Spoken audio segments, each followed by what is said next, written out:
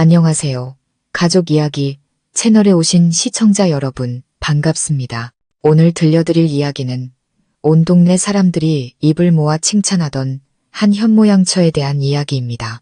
그녀는 치매에 걸린 시아버지를 몇 달이고 친딸처럼 극진히 모셨습니다.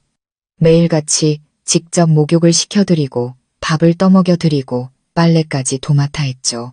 하지만 어느 날 저녁 남편이 예고 없이 일찍 귀가했을 때 아내를 도와 아버지를 씻겨드리려다 그는 그 자리에서 얼어붙고 말았습니다. 아버지의 등 가득한 시퍼런 멍자국과 공포에 질린 그 눈빛. 그동안의 모든 칭찬이 순식간에 끔찍한 악몽으로 변하는 순간이었습니다. 이 지극한 효심 뒤에 숨겨진 충격적인 진실이 궁금하시다면 지금부터 이 이야기의 끝까지 귀 기울여 주시기 바랍니다. 하늘은 흐렸고 저녁 비가 조용한 시골 마을에 낡은 기와 지붕 위로 흩뿌리고 있었습니다. 그 집에는 70이 넘은 박노인이 살고 있었습니다.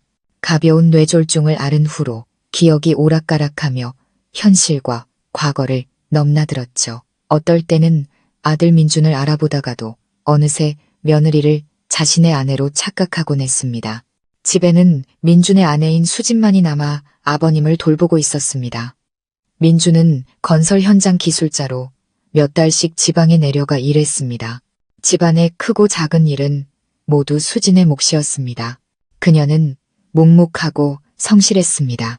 이른 새벽에 일어나 밥을 짓고 저녁이면 시아버지의 목욕을 돕고 옷을 갈아입히고 죽을 쑤어 떠먹여 드렸습니다.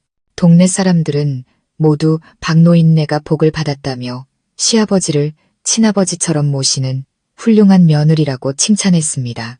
비가 오나 눈이 오나 아버님을 부축해 산책시키는 모습, 집안을 살뜰히 돌보는 모습은 모두에게 귀감이 되었죠. 하지만 그 현숙한 모습 뒤에서 수진이 정신적으로나 육체적으로 서서히 무너져 내리고 있다는 사실을 아는 사람은 아무도 없었습니다. 박노인은 정신이 흐려지면 욕설을 퍼붓고 밥그릇을 내던지고 돈을 내놓으라 떼를 쓰기도 했습니다. 심지어는 수진을 옆집에 쌀을 훔치러 온 처녀로 오인해 머리채를 잡고 팔을 비틀기도 했습니다. 수진은 대꾸하지 않았습니다. 그저 조용히 눈물을 닦고 흩어진 음식을 치운 뒤 다시 밥을 먹여드릴 뿐이었습니다. 처음에는 민준도 매일 밤 전화를 걸어 안부를 물었습니다. 하지만 고된 현장 일에 지쳐가면서 그의 안부 인사는 점점 형식적으로 변해갔습니다.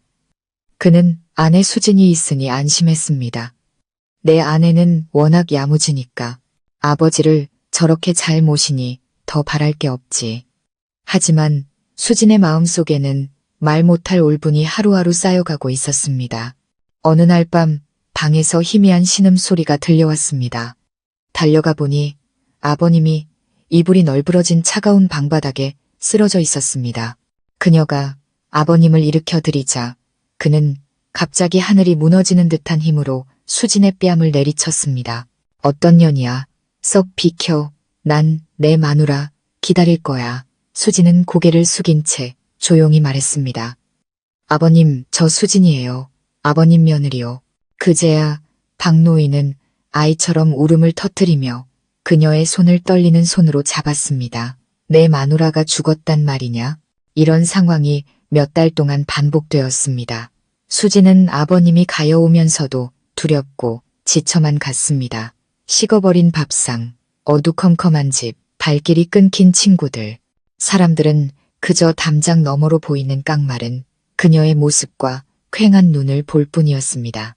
한 번은 아버님을 목욕시키다 어깨에서 멍자국을 발견했습니다. 넘어지면서 부딪히신 듯 했습니다. 급히 약을 발라드리려 하자 아버님은 거칠게 몸부림치며 그녀의 손을 뿌리쳤고 그 바람에 물 대야가 바닥으로 쏟아졌습니다. 차가운 물이 발등을 적시자 수진은 끝내 울음을 터뜨렸습니다. 그녀는 절규했습니다. 아버님, 왜 계속 이러세요? 저도 기계가 아니라 사람이라고요. 박노인은 그녀를 빤히 쳐다보더니 갑자기 섬뜩하게 웃으며 뭉개진 발음으로 말했습니다. 내년이 내 돈 훔쳐갔지. 그 말은 비수가 되어 수진의 심장에 밝혔습니다. 그날 이후 그녀는 변하기 시작했습니다. 더 이상 아버님을 목욕시켜드리며 다정하게 아버님이라 부르지 않았습니다. 모든 행동은 기계처럼 딱딱해졌고 예전처럼 부드럽지 않았습니다. 아버님이 몸부림치거나 물건을 던질 때면 그녀는 분노를 억누르느라 두 주먹을 부들부들 떨었습니다. 어느 날 아침 민준에게서 전화가 왔습니다. 아내의 목소리는 몹시 지쳐 있었습니다. 여보, 아버님 모시는 건 괜찮은데 요즘 들어 상태가 더 안 좋아지시는 것 같아요. 저를 자꾸 때리려고 하세요. 민주는 대수롭지 않게 웃으며 말했습니다. 원래 아픈 사람 다 그래. 당신이 조금만 더 고생해줘. 이 프로젝트만 끝나면 바로 갈게. 수지는 침묵했습니다. 하지만 마음속에선 무언가 툭 하고 끊어지는 소리가 났습니다. 그날부터 낡은 집 안에서는 고함 소리, 물건 깨지는 소리, 심지어는 무언가를 때리는 듯한 희미한 소리가 들려오기 시작했습니다. 이웃들이 가끔 소리를 듣고 물어보면 수지는 어색하게 웃으며 답했습니다. 아버님이 성격이 좀 변하셔서요. 제가 감히 어떻게 하겠어요. 사람들은 그녀가 워낙 착하다고 생각했기에 그 말을 믿었습니다. 그러던 어느 날 민준이 깜짝 휴가를 얻어 예고 없이 집으로 돌아왔습니다. 아내와 아버지가 보고 싶은 마음에 과일 바구니를 사들고 설레는 마음으로 집으로 향했습니다. 대문을 열자마자 욕실에서 아내의 목소리가 들려왔습니다. 가만히 좀 계세요. 팔 올리라고 했잖아요. 올려. 박노인의 떨리는 목소리가 뒤따랐습니다. 춥다. 때리지 마라. 때리지 마. 그 순간 찰싹 하는 살에 무언가 부딪히는 소리가 울려 퍼졌습니다. 민주는 그 자리에 얼어붙었습니다. 그는 곧장 욕실로 달려가 문을 거칠게 열었습니다. 눈앞에 펼쳐진 것은 끔찍한 광경이었습니다. 아버지는 온몸을 시퍼렇게 떨고 있었고 수지는 긴 목욕소를 손에 든 채 눈에는 눈물이 그렁그렁했지만 얼음장처럼 차가운 표정으로 서 있었습니다. 욕실은 수증기로 가득했고 약과 소독약 냄새가 코를 찔렀습니다. 수지는 남편을 보고 경악하며 손에 든 소를 떨어뜨렸습니다. 당신 언제 왔어요? 민주는 아버지의 등 가득한 시퍼런 멍자국과 아내를 번갈아 보았습니다. 목이 꽉 막혀 아무 말도 할 수 없었습니다. 박노인이 고개를 들고 중얼거렸습니다. 전현이 날 때렸다. 날 미워해. 민주는 뒷걸음질 쳤습니다. 심장이 미친 듯이 뛰었습니다. 그의 마음속에 있던 현모양처, 효심 깊은 며느리의 모습이 산산조각 났습니다. 수지는 옷자락을 움켜쥔 채 눈물을 흘렸습니다. 일부러 그런 게 아니에요. 하지만 민준의 귀에는 아무것도 들리지 않았습니다. 그의 머릿속에는 오직 물줄기 소리, 살을 때리는 소리, 그리고 공포에 질려 떨고 있는 늙은 아버지의 모습만이 가득했습니다. 이야기는 이제 막 시작된 것 같았지만 그것은 아무도 예상하지 못했던 한 가족 비극의 서막이었습니다. 작은 집은 숨막히는 침묵에 잠겼습니다. 벽시계의 초침 소리, 수도꼭지에서 떨어지는 물방울 소리, 박노인의 거친 숨소리가 뒤섞여 기괴한 교향곡을 만들어냈습니다.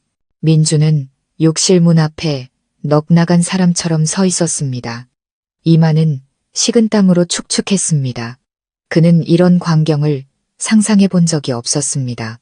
아버지의 땀을 다정하게 닦아주던 아내가 이제는 목욕소를 회초리처럼 들고 침에 걸린 아버지를 때려 온몸에 멍들게 했다니.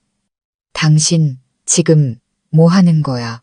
민준이 쉬어버린 목소리로 물었습니다. 수지는 얼굴이 하얗게 질린 채 입술을 파르르 떨었습니다. 때린 거 아니에요. 당신이 오해한 거야. 그럼 아버지 몸에 있는 저 멍들은 뭔데? 민준이 천둥 같은 소리로 외쳤습니다. 세상에, 난 당신이 아버지를 위하는 줄로만 알았는데. 박노인은 구석에 웅크린 채 울면서 같은 말을 반복했습니다. 전현이 날 때렸다. 날 미워해. 그 희미한 목소리가 비수처럼 민준의 가슴에 꽂혔습니다. 그는 아버지에게 다가가 부축하며 시퍼렇게 멍든 자국들을 만져보았습니다. 멍은 생긴 지 얼마 안 된 것이 아니었습니다. 이미 색이 변한 것도 있었고 이제 막 부어오른 것도 있었습니다. 민주는 주먹을 불끈 쥐고 아내를 획 돌아보았습니다. 얼마나 된 거야, 수진, 얼마나 오랫동안 우리 아버지를 이렇게 괴롭힌 거냐고. 수진은 뒷걸음질 치며 비 오듯 눈물을 쏟았습니다. 당신은 내가 그런 사람이라고 생각해? 내가 아버님 식사 하나하나, 잠자리 하나하나 다 챙겼어. 나처럼 할 수 있는 사람이 누가 있냐고. 그만해, 민준이 소리쳤습니다.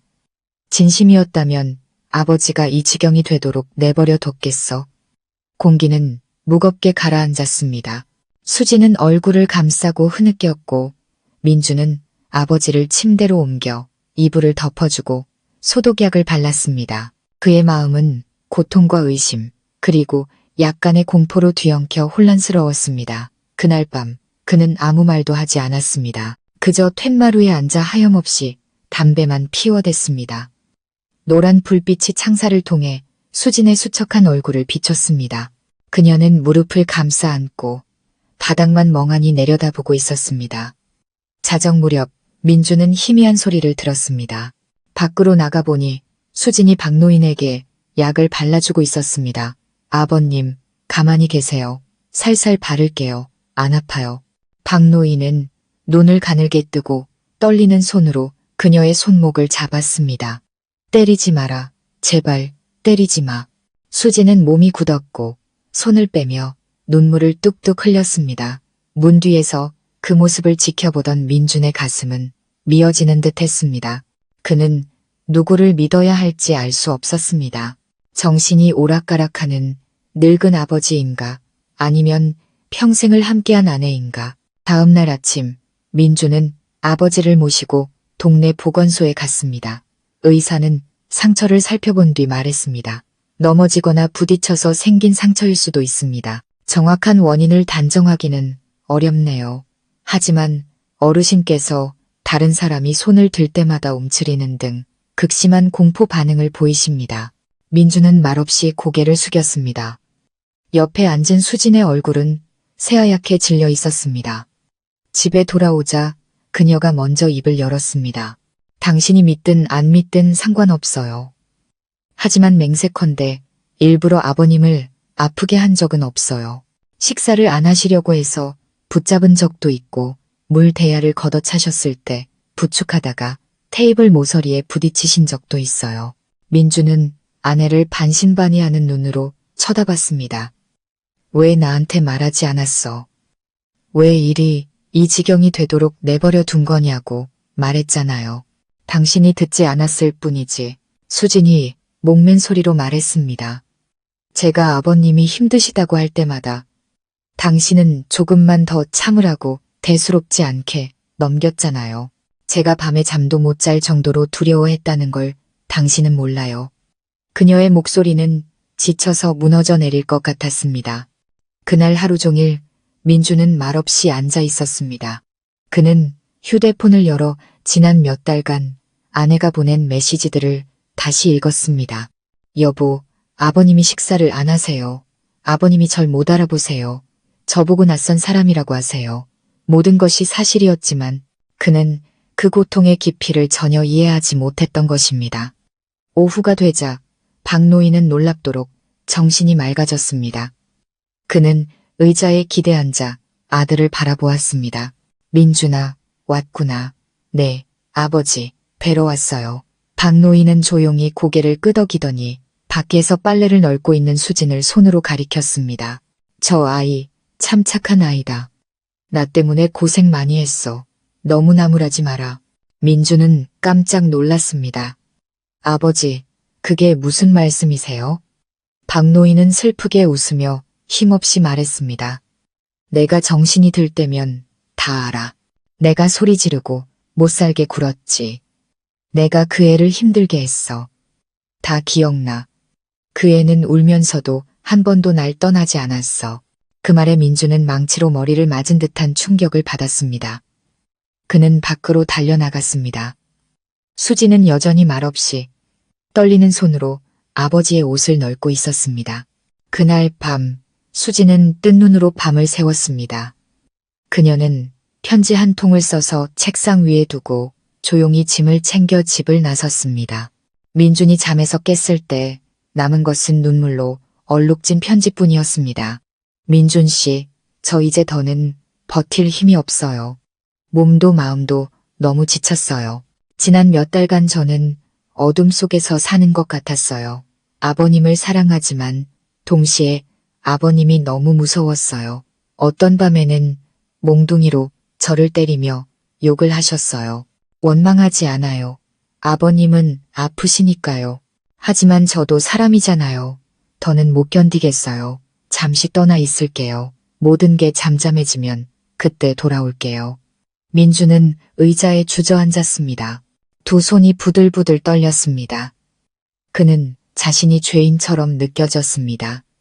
아내를 방치했고 믿어주지 않았습니다.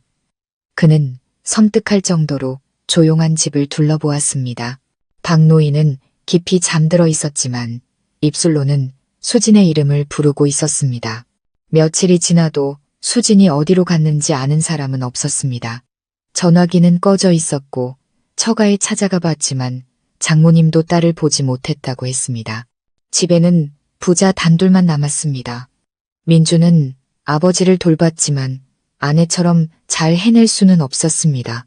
박노인은 계속 수진의 이름만 부르며 내 며느리 어디 있냐, 아직 밥을 안 줬다고 떼를 썼습니다. 어느 날 밤 민주는 너무 피곤해 깜빡 잠이 들었다가 문 열리는 소리에 화들짝 놀라 깼습니다. 그는 벌떡 일어나 그 자리에 얼어붙었습니다. 수진이 돌아와 있었습니다. 그녀의 얼굴은 수척했고 눈은 퀭했으며 옷은 비에 젖어 있었습니다. 여긴 왜 다시 왔어? 민준이 떨리는 목소리로 물었습니다. 수진은 조용히 대답했습니다. 아버님을 혼자 둘 수가 없었어요.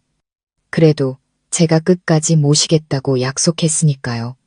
하지만 민주는 그녀의 눈빛에서 무언가 달라진 것을 느꼈습니다. 얼음장처럼 차갑고 모든 것을 체념한 듯한 속을 알 수 없는 눈빛이었습니다. 그는 알지 못했습니다. 이 작은 집의 모든 것이 이제 다시는 예전처럼 평온할 수 없으리라는 것을. 그날 밤의 비는 세차지 않았지만 끈질기게 내렸습니다. 양철 지붕을 때리는 빗소리가 마치 운명의 긴 한숨처럼 들렸습니다. 수지는 문 앞에 서 있었습니다. 얼굴은 창백했고 두 눈은 잠 못 이룬 밤들을 말해주듯 깊게 패여 있었습니다. 민주는 문을 열고 영영 떠난 줄 알았던 아내의 모습에 여전히 놀라움을 감추지 못했습니다. 정말 돌아온 거야? 그가 쉰 목소리로 물었습니다. 아버님 모시러 왔어요. 수지는 단호하게 대답했습니다. 곁에 사람이 필요하세요. 민주는 말없이 그녀를 바라보았습니다. 그의 마음속에는 여전히 고통과 의심, 그리고 가시지 않은 죄책감이 남아 있었습니다. 그는 아내를 막지 못하고 그저 고개를 끄덕이며 잠자리를 마련해 주었습니다. 한때 이 집의 조용한 버팀목이었던 여인의 발소리가 다시 집안에 울려 퍼졌지만 이제 공기는 예전과 달랐습니다. 차갑고 무거웠습니다. 다음 날 아침 수지는 예전처럼 일찍 일어났습니다. 죽을 쓰고 물을 데워 박노인의 방으로 가져갔습니다. 아버님은 여전히 고통스러운 얼굴로 누워 흐릿한 눈으로 허공을 보고 있었습니다. 수진이 첫 숟가락을 떠먹이려 하자 아버님은 갑자기 몸을 움츠리며 떨었습니다. 때리지 마라, 때리지 마. 수지는 손을 멈췄습니다. 입술을 깨물자 눈시울이 뜨거워졌습니다.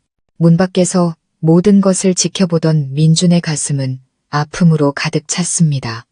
그는 방으로 들어와 아내의 어깨에 손을 얹었습니다. 너무 애쓰지 마. 내가 간병인 구하면 돼. 수지는 조용히 고개를 저었습니다. 낯선 사람이 아버님 몸에 손대는 거 싫어요. 제가 할 수 있어요.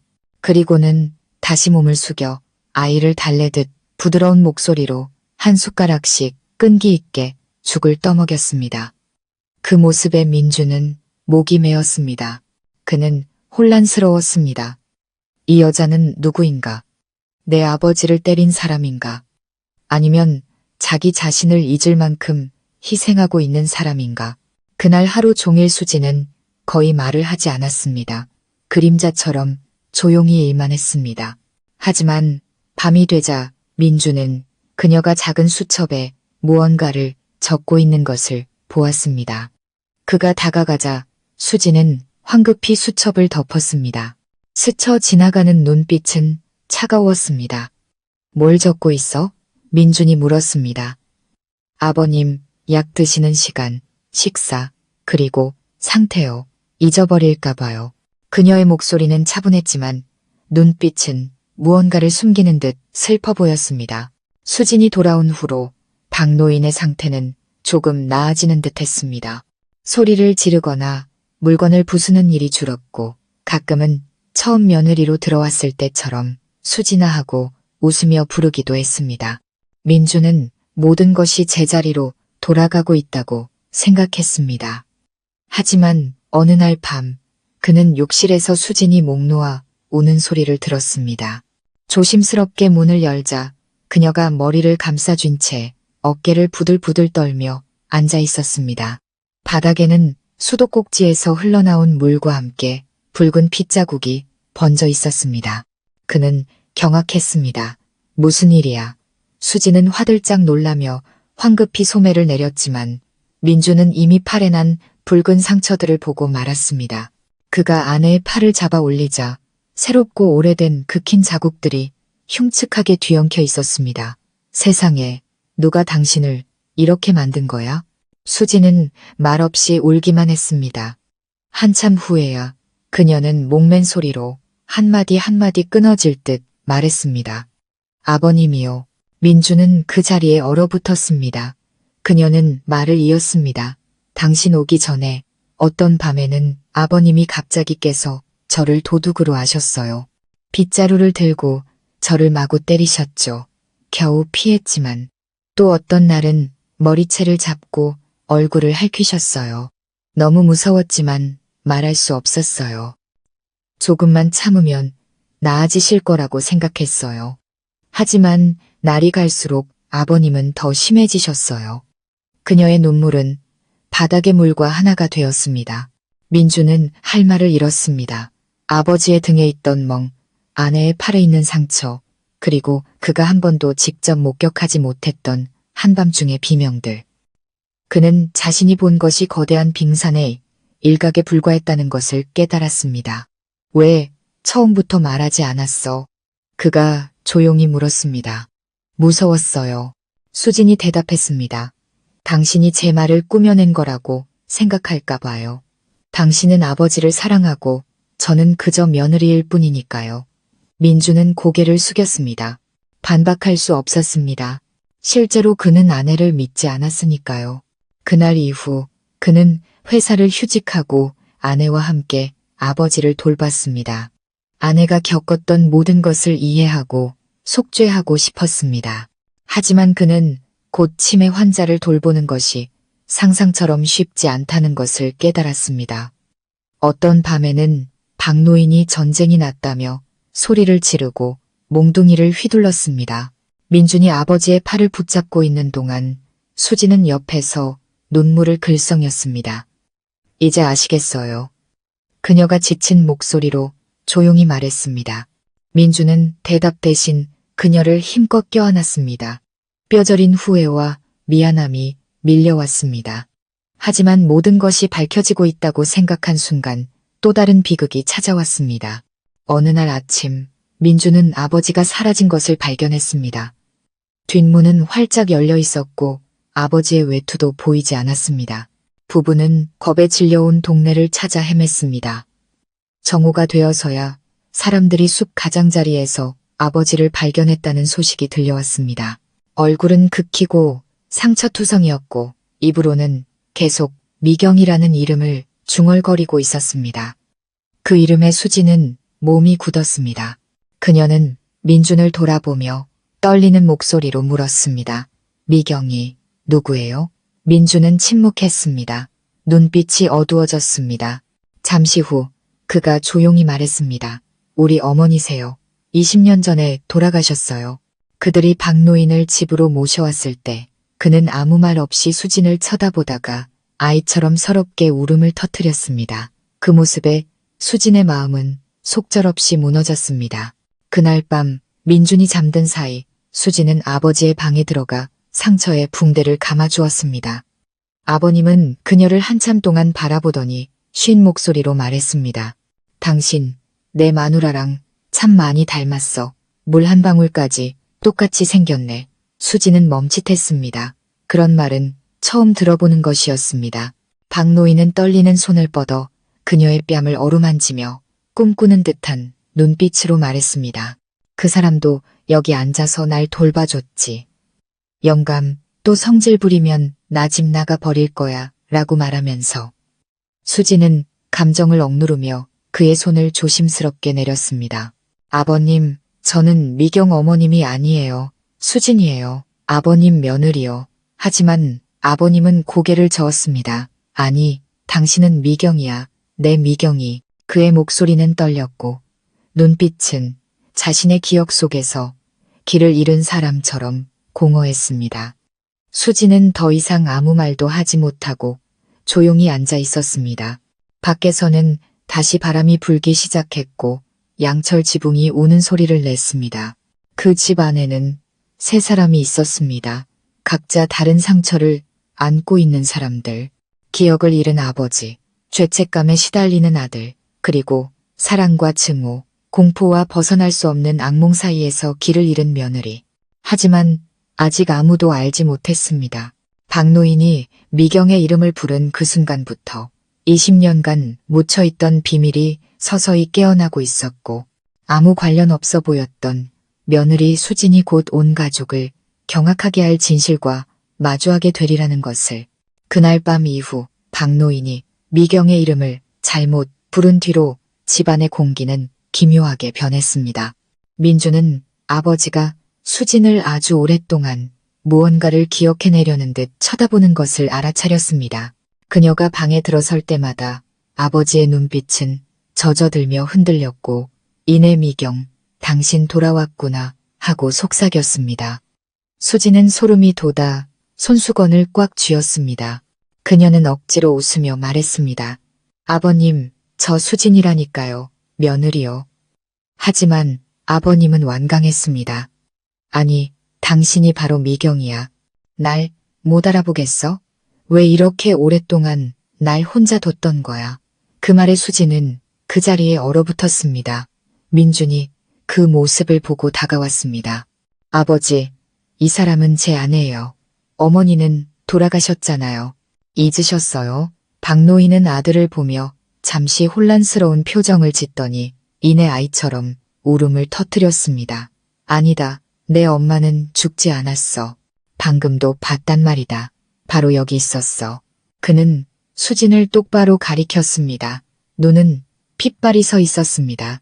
민주는 한숨을 쉬며 아버지를 눕혔지만 그의 마음속에도 한 줄기 의심이 싹트기 시작했습니다. 다음 날 그는 아버지의 낡은 나무 괴짝에서 옛날 사진들을 찾아냈습니다.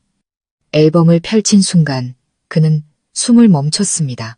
사진 속의 여인, 그의 어머니는 정말로 수진과 놀라울 정도로 닮아 있었습니다. 콧날, 인매, 심지어 눈빛까지 마치 한 사람을 다른 시대에 찍어놓은 것 같았습니다. 민주는 아내에게 사진을 보여주었습니다. 수진은 한참을 들여다보더니 몸이 굳었습니다. 흑백 사진 속 미경의 얼굴은 마치 과거의 자신을 보는 듯했습니다. 정말 어머님이랑 많이 닮았네요. 그녀가 목맨 소리로 말했습니다. 소름 끼칠 정도로요. 민주는 한숨을 쉬었습니다. 이제야 아버지가 왜 계속 착각했는지 이해할 수 있었습니다. 수지는 침묵했습니다. 마음속에 형용할 수 없는 감정이 피어올랐습니다. 마치 죽은 사람이 사진을 통해 자신을 쳐다보는 듯 등골이 서늘해졌습니다. 그 후로 박노인의 혼란은 더욱 깊어졌습니다. 그는 거의 수진이 자신의 아내 미경이라고 확신하는 듯했습니다. 같이 밥을 먹자고 조르고 옛날 이야기를 들려주고 심지어는 손을 놓아주지 않았습니다. 한 번은 민준이 그 광경을 보고 화가 나 온몸을 떨었습니다.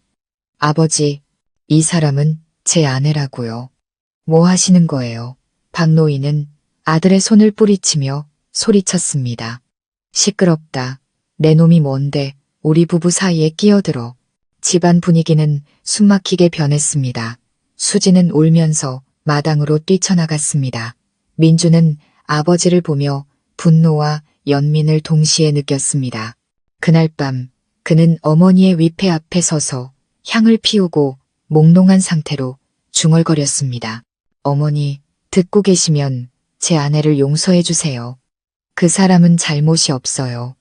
단지 얼굴이 닮았다는 이유로 고통받고 있을 뿐이에요.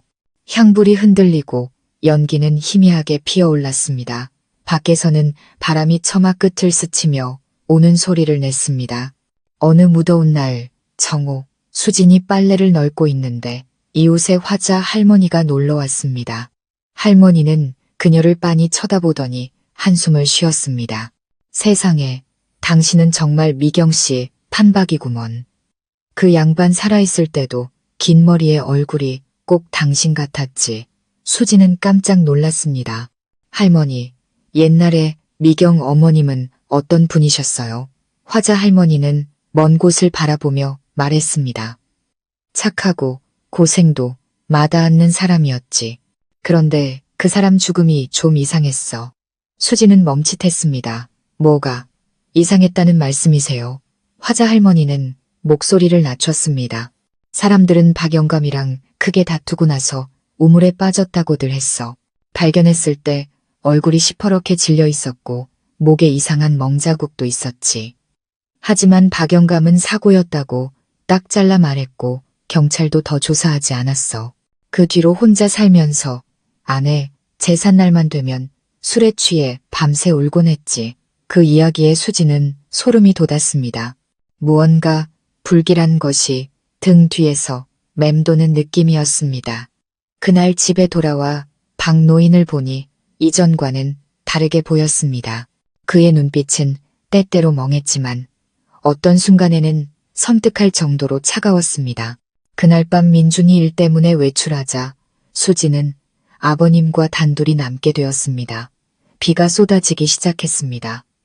박노인은 의자에 앉아 허공을 응시하고 있었습니다. 갑자기 그가 불렀습니다. 미경, 이리 좀 와보게. 수지는 식은땀이 흘렀지만 그래도 다가갔습니다. 아버님이 떨리는 손을 내밀었습니다. 당신 돌아왔지. 날 용서해 주게. 일부러 그런 게 아니었어. 그의 목소리는 빗소리에 섞여 희미하게 들렸습니다. 수지는 굳어버렸습니다. 아버님, 무슨 말씀이세요? 박노인은 갑자기 울음을 터뜨렸습니다. 내가 당신을 우물로 민 게 아니야. 그냥 손을 잡으려고 했을 뿐인데 왜 미끄러진 거야? 수지는 그 자리에 얼어붙었습니다. 온몸이 떨렸습니다. 아버지, 뭐라고요? 아버지가 민준 씨 어머니를 미셨다고요? 박노인은 잠시 멈칫하더니 이내 섬뜩하게 웃기 시작했습니다. 아니, 내가 아니야. 당신이야. 당신, 미경, 당신이 발을 헛디뎠잖아. 내가 안 밀었어. 안 밀었다고. 그는 소리를 지르며 머리를 감싸쥐고 바닥에 주저앉았습니다. 수지는 뒷걸음질 쳤습니다. 심장이 미친 듯이 뛰었고 머릿속에는 밖에서 쏟아지는 빗소리와 함께 안 밀었다는 외침이 수백 번 울려 퍼졌습니다. 민준이 돌아왔을 때 아내는 새하얗게 질린 얼굴로 손을 부들부들 떨고 있었습니다. 그는 걱정스럽게 물었지만 수지는 겨우 입을 열었습니다. 여보, 아버님께 죄가 있는 것 같아요. 민주는 아내를 믿을 수 없다는 듯 쳐다봤습니다. 수지는 아버님이 했던 모든 말을 전했습니다. 민주는 의자에 주저앉아 머리를 감쌌습니다. 말도 안 돼. 어머니는 발을 헛디뎌서 돌아가신 거야. 20년 동안 우리 가족 모두 그렇게 알고 있었어. 하지만 당신 확신할 수 있어요? 수진이 의심 가득한 눈빛으로 그를 보았습니다. 아버님이 방금 스스로 죄를 인정하셨다고요. 그건 정신이 온전치 못해서 그런 거야. 당신도 알잖아. 그럼 아버님이 왜 그렇게 물을 무서워하시는지, 왜 뒤뜰의 낡은 우물 근처에는 절대 가지 않으시는지 한 번이라도 생각해 본 적 있어요? 그 말에 민주는 입을 다물었습니다. 두 사람은 서로를 바라보았고 두 사람의 눈에는 같은 공포가 서려 있었습니다. 밖에서는 천둥이 울리고 비는 여전히 세차게 쏟아졌습니다. 그때 수진의 귀에 뒤뜰 끝에서 들려오는 듯한 소리가 들렸습니다. 물이 끓는 소리, 쇠사슬이 짤랑이는 소리, 그리고 희미하게 들려오는 한 여인의 쉰 목소리. 영감, 약속했잖아요. 수진은 소름이 끼쳐 얼굴이 새파랗게 질렸고 남편의 손을 꽉 잡았습니다. 당신, 무슨 소리 안 들려요? 민주는 귀를 기울였지만 들리는 것은 빗소리뿐이었습니다. 그는 아내가 너무 지쳐 헛것을 듣는다고 생각하며 달랬습니다. 환청일 거야. 어서 가서 쉬어. 하지만 수지는 그것이 환청이 아니라는 것을 알았습니다. 그 목소리는 마치 꿈속에서 들려오는 것처럼 소름 끼치도록 익숙했습니다. 그녀는 풀이 무성하게 자란 집 뒤에 낡은 우물 쪽을 돌아보았습니다. 번갯불이 비칠 때마다 검고 탁한 수면이 드러났습니다. 오싹한 기운이 등골을 타고 흘렀습니다. 그녀는 깨달았습니다. 과거가 되살아나고 있으며 민준이 믿고 싶지 않은 진실이 바로 저 우물 밑바닥에서 기어 올라올 준비를 하고 있다는 것을. 그날 밤 밖에서 들려오는 환청 같은 목소리를 들은 후 수지는 잠을 이룰 수 없었습니다. 새벽이 올 때까지 뒤척였고 머릿속에는 20년 전 시어머니 미경이 죽었다는 집 뒤에 우물 모습만이 맴돌았습니다. 창틈으로 스며든 달빛이 이끼 낀 낡은 우물을 비추었습니다. 그곳에서는 마치 누군가의 원혼이 서려 있는 듯 여전히 차갑고 스산한 기운이 뿜어져 나오는 것 같았습니다. 아침이 되어 민준이 출근하자 수지는 조용히 빗자루를 들고 마당을 쓸러 나갔습니다. 우물 근처에 다가간 그녀는 몸을 숙였습니다. 두꺼운 이끼가 우물 가장자리를 뒤덮고 있었고 그 아래 물은 칠흑같이 어둡고 고요했습니다. 차가운 바람이 불어오자 눅눅한 흙냄새와 곰팡이 냄새가 섞여 그녀를 소름돋게 했습니다. 그녀는 주위를 살핀 뒤 아무도 없다는 것을 확인하고 조심스럽게 나무 뚜껑을 열었습니다. 끼익 하는 소리가 느리게 울려 퍼졌습니다. 그 아래 탁한 수면에 비친 자신의 모습이 위태롭게 흔들리고 있었습니다. 그녀는 깊은 숨을 들이마시고 조용히 속삭였습니다. 어머님, 만약 아직 혼이 남아 계시다면 그날 밤 무슨 일이 있었는지 제게 알려주세요. 대답은 없었습니다. 그저 차가운 바람 한 줄기가 불어와 그녀의 어깨에 걸친 스카프를 흩날릴 뿐이었습니다. 바로 그때 등 뒤에서 누군가의 손이 그녀의 어깨를 잡았습니다. 수지는 비명을 지르며 돌아섰습니다. 박노인이었습니다. 그는 그녀를 뚫어져라 쳐다보고 있었고 흐릿한 눈동자에는 공포의 빛이 서려 있었습니다. 여기서 뭘 하고 있는 게냐? 날 밀어 넣으려고? 아버님, 저는 그냥 마당 청소를. 그는 목소리가 갈라지도록 소리쳤습니다. 시침이 떼지 마라. 미경, 네가 죽지 않은 거 다 알아. 날 데려가려는 거지? 그는 거칠게 수진을 밀쳤고 그녀는 비틀거리며 하마터면 우물 속으로 떨어질 뻔했습니다. 다행히 우물 가장자리를 붙잡아 위기를 모면했지만 심장은 미친 듯이 뛰고 식은땀이 흘렀습니다. 박노인은 부들부들 떨더니 갑자기 아이처럼 울음을 터뜨렸습니다. 내가 일부러 그런 게 아니야. 네가 발을 헛디딘 거라고. 난 그냥 손을 잡으려고 했을 뿐이야. 수지는 그 자리에 얼어붙었습니다. 그의 한마디 한마디가 비수처럼 그녀의 마음에 밝혔습니다. 아버님, 대체 그날 밤 무슨 일이 있었던 거예요? 수진이 조용히 물었습니다. 그는 대답하지 않고 중얼거렸습니다. 피가 물속으로 흘러 들어갔어. 당신은 다시는 올라오지 않았지. 내가 목이 터져라 소리쳤지만 사람들이 왔을 땐 이미 늦었어. 거기까지 말한 그는 다시 머리를 감싸쥐고 땅에 주저앉아 울다가 웃기를 반복했습니다. 수지는 그날 이후 진실을 밝히기로 결심했습니다. 오후에 그녀는 미경이 죽었을 당시를 기억하는 유일한 생존자인 이웃 화자 할머니 댁을 찾아갔습니다. 할머니는 밭에서 나무를 캐다가 수진을 보고 한숨을 쉬었습니다. 아직도 그 일 때문에 마음이 편치 않은 게로구나. 그저 그날 무언가 보신 분이 있는지 알고 싶어서요. 화자 할머니는 주위를 살피더니 목소리를 낮췄습니다. 똑똑히 기억하지. 그날은 비가 억수같이 쏟아졌어. 박 영감은 술에 취해 있었고 부부가 소리 지르며 싸우는 소리, 물건 깨지는 소리가 들렸지. 말리러 가려다 남의 집안일에 끼어드는 것 같아 그만뒀어. 아침이 되니 미경 씨가 우물에 빠졌다는 소문이 돌더군.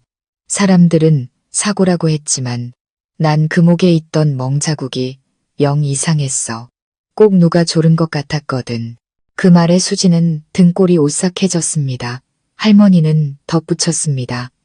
그리고 이상한 게 또 있어. 시신을 건져 올렸을 때 그 손에 물방울 모양 금목걸이를 꽉 쥐고 있었어. 박 영감이 기념품이라고 하더니 그 후로는 아무도 그 목걸이를 본 사람이 없지. 수진이 조용히 물었습니다. 그 목걸이 지금은 어디 있을까요? 박 영감이 가지고 있겠지. 미경 씨가 쓰던 옛날 방장롱은 아무도 못 건드리게 하거든. 수지는 무거운 마음으로 집에 돌아왔습니다. 그녀는 민준이 외출하기를 기다렸다가 시아버지 방에 있는 낡은 나무 장롱을 조심스럽게 열었습니다. 자물쇠는 녹슬어 있었지만 몇 번 힘을 주자 툭 하고 열렸습니다. 안에는 낡은 옷가지와 천으로 싼 낡은 수첩, 그리고 화자 할머니의 말대로 물방울 모양의 금목걸이가 있었습니다. 그녀가 목걸이를 집어들자 차가운 기운이 팔을 타고 흘렀습니다. 펜던트에는 사랑을 위해 죽음도 우리를 갈라놓지 못하리라는 작은 글씨가 새겨져 있었습니다. 그녀는 조심스럽게 수첩을 펼쳤습니다. 떨리는 글씨체가 눈에 들어왔습니다. 그이가 또 술에 취했다. 내가 자기를 배신했다며 민준이가 자기 아들이 아니라고 말했다. 나는 울었고 그는 내 뺨을 때렸다. 무섭다. 만약 내일 나에게 무슨 일이 생긴다면 누군가 내 말을 믿어주길 바란다. 나는 단 한 번도 그를 배신한 적이 없다. 수진의 손이 떨리고 눈앞이 흐려졌습니다. 다음 장에는 급하게 쓴 한 줄이 있었습니다. 그이가 우물가에서 이야기하자고 한다. 다녀오겠다. 만약 내가 돌아오지 않는다면. 수첩은 거기서 끝나 있었습니다. 수진은 수첩을 놓았습니다. 심장이 요동쳤습니다. 이것이 미경의 마지막 일기라는 것을 직감했습니다. 그렇다면 그날의 죽음은 단순한 사고가 아니었습니다. 그녀는 서둘러 수첩을 숨기고 장롱을 닫으려는데 등 뒤에서 사람의 발소리가 들렸습니다. 돌아보니 박노인이 서 있었습니다. 그의 눈은 궁지에 몰린 짐승처럼 번뜩였습니다. 네가 뭘 하고 있는 거냐? 그의 목소리는 쇠 긁는 소리 같았습니다. 수지는 등 뒤로 수첩을 꽉 쥐었습니다. 그냥 장롱이 더러워서 청소하려고요. 그는 가까이 다가왔습니다. 눈빛이 흉흉하게 빛났습니다. 그 사람 물건에 손대지 마. 들었어. 손대지 말라고. 수지는 뒷걸음질 치며 평정을 유지하려 애썼습니다. 아버님, 저는 그냥 도우려고.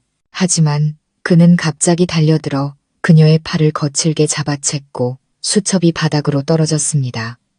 그것을 본 그의 얼굴색이 변했습니다. 누가 이걸 보라고 했어. 아버지, 진정하세요. 저는 그냥. 그는 떨리는 손으로 수첩을 집어들어 벽에 세게 내던졌습니다.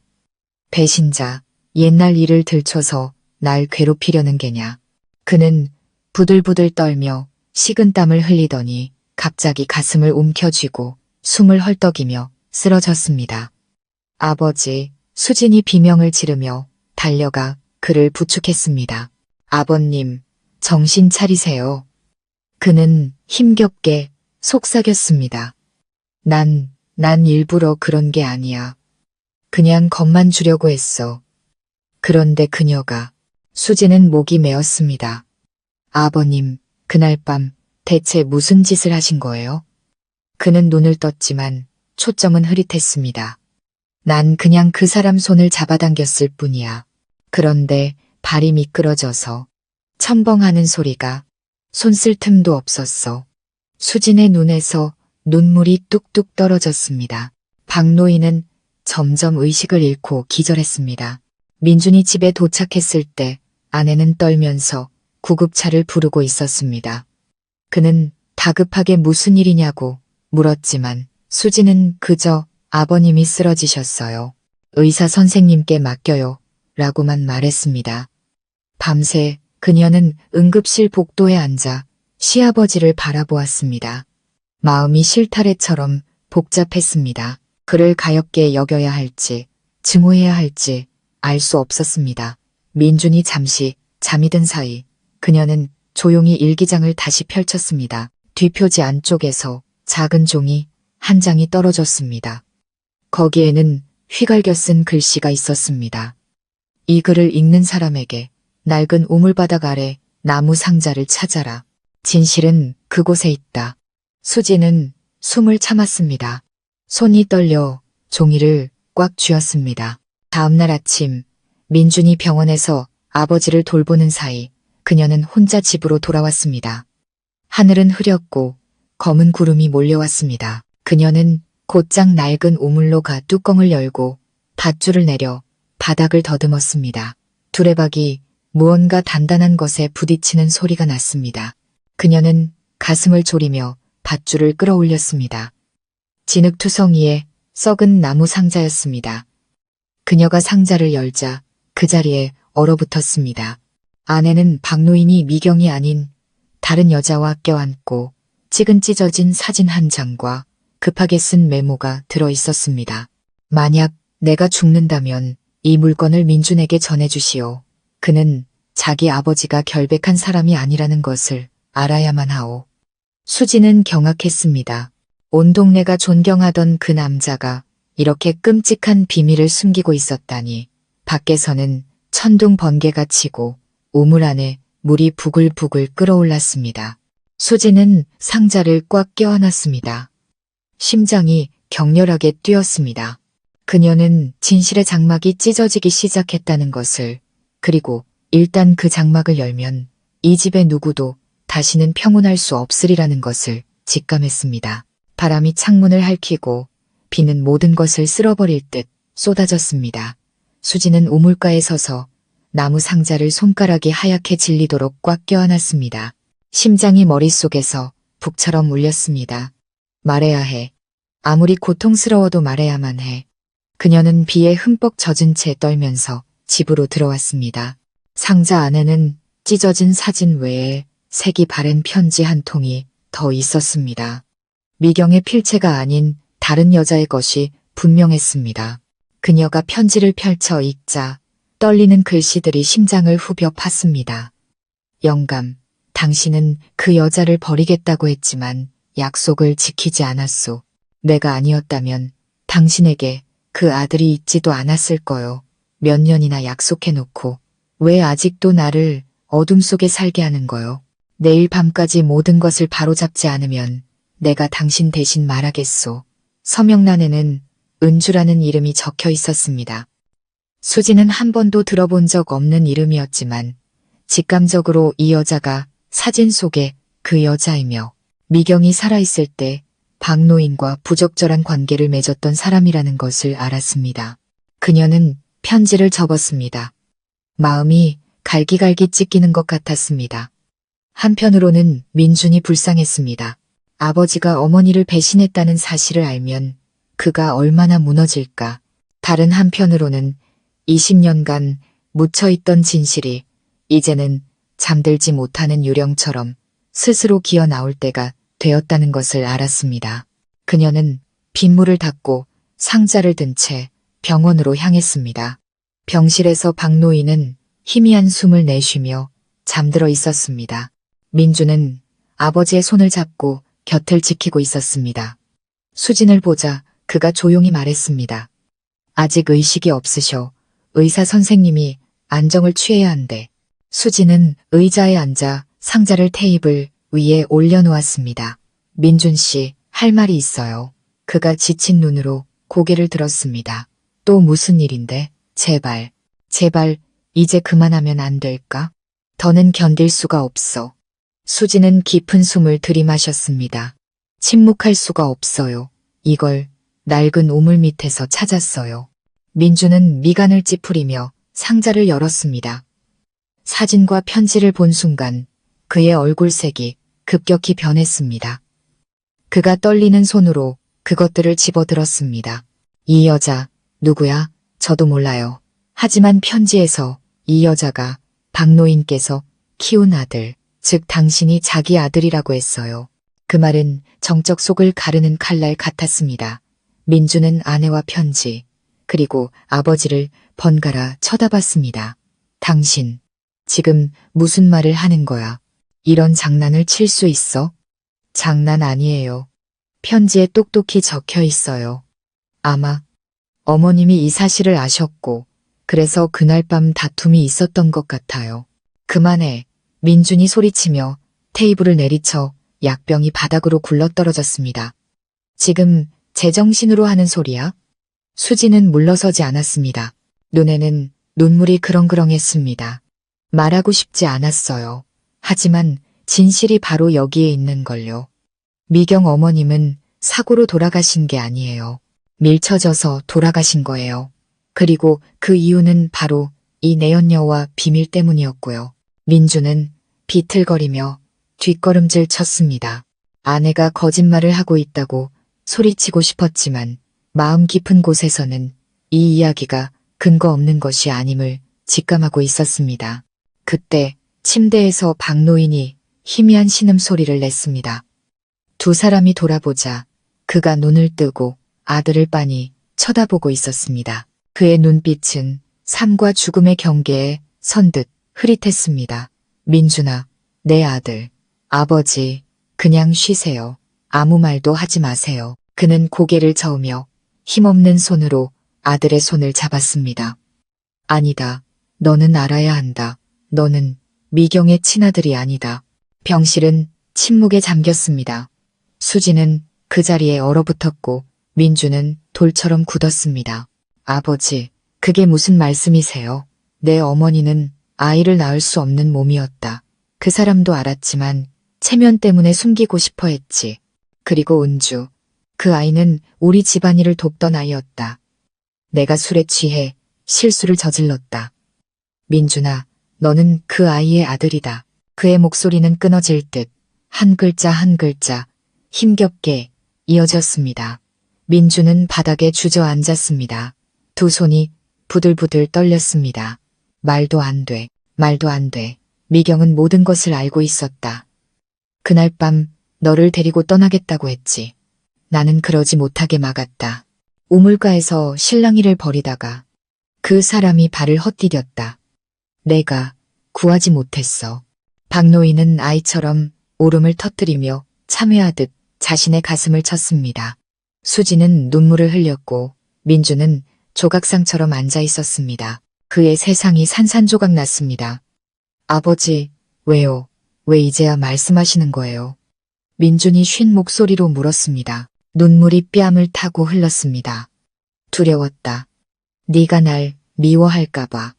내가 잘못했다. 아내를 죽이고 가정을 배신했어. 난 죽어 마땅해. 박노인은 고개를 떨구었고 숨소리가 점점 약해졌습니다.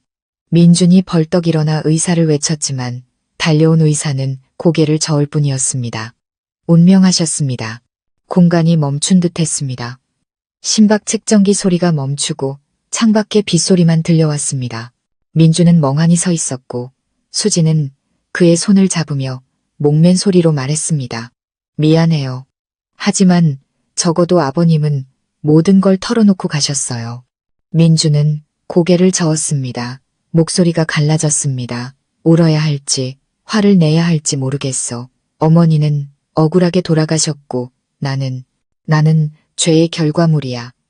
평생을 거짓말 속에서 살아온 거야. 그는 벽에 주먹을 내리쳤습니다. 피가 흘렀지만 고통을 느끼지 못했습니다. 수진이 등 뒤에서 그를 껴안으며 울면서 말했습니다. 그래도 당신은 효심 깊고 정 많은 사람이에요. 미경 어머님도 진실이 밝혀진 걸 아시면 이제 편히 눈 감으실 거예요. 민주는 주저앉아 아이처럼 얼굴을 감싸고 울었습니다. 평생 아버지를 존경하고 어머니를 사랑했는데 이제 모든 것이 뒤집히고 부서져 버렸습니다. 그날 밤 병원 절차를 마친 후 수지는 남편과 함께 박노인의 시신을 모시고 고향으로 돌아왔습니다. 돌아오는 길은 텅 비어 있었고 바람 소리만이 들려왔습니다. 집에 도착한 민주는 모든 비극이 시작된 낡은 우물을 말없이 바라보았습니다. 그는 우물가로 다가가 무릎을 꿇고 향을 피운 뒤 조용히 말했습니다. 어머니, 이제 모든 것을 알았습니다. 그동안 잘못 믿어온 저를 용서하세요. 하지만 아버지를 용서하려 합니다. 어떤 잘못이든 결국 대가를 치르게 되니까요. 부디 편히 잠드세요. 향 연기가 피어오르고 바람이 불자 우물물이 달빛 아래 반짝였습니다.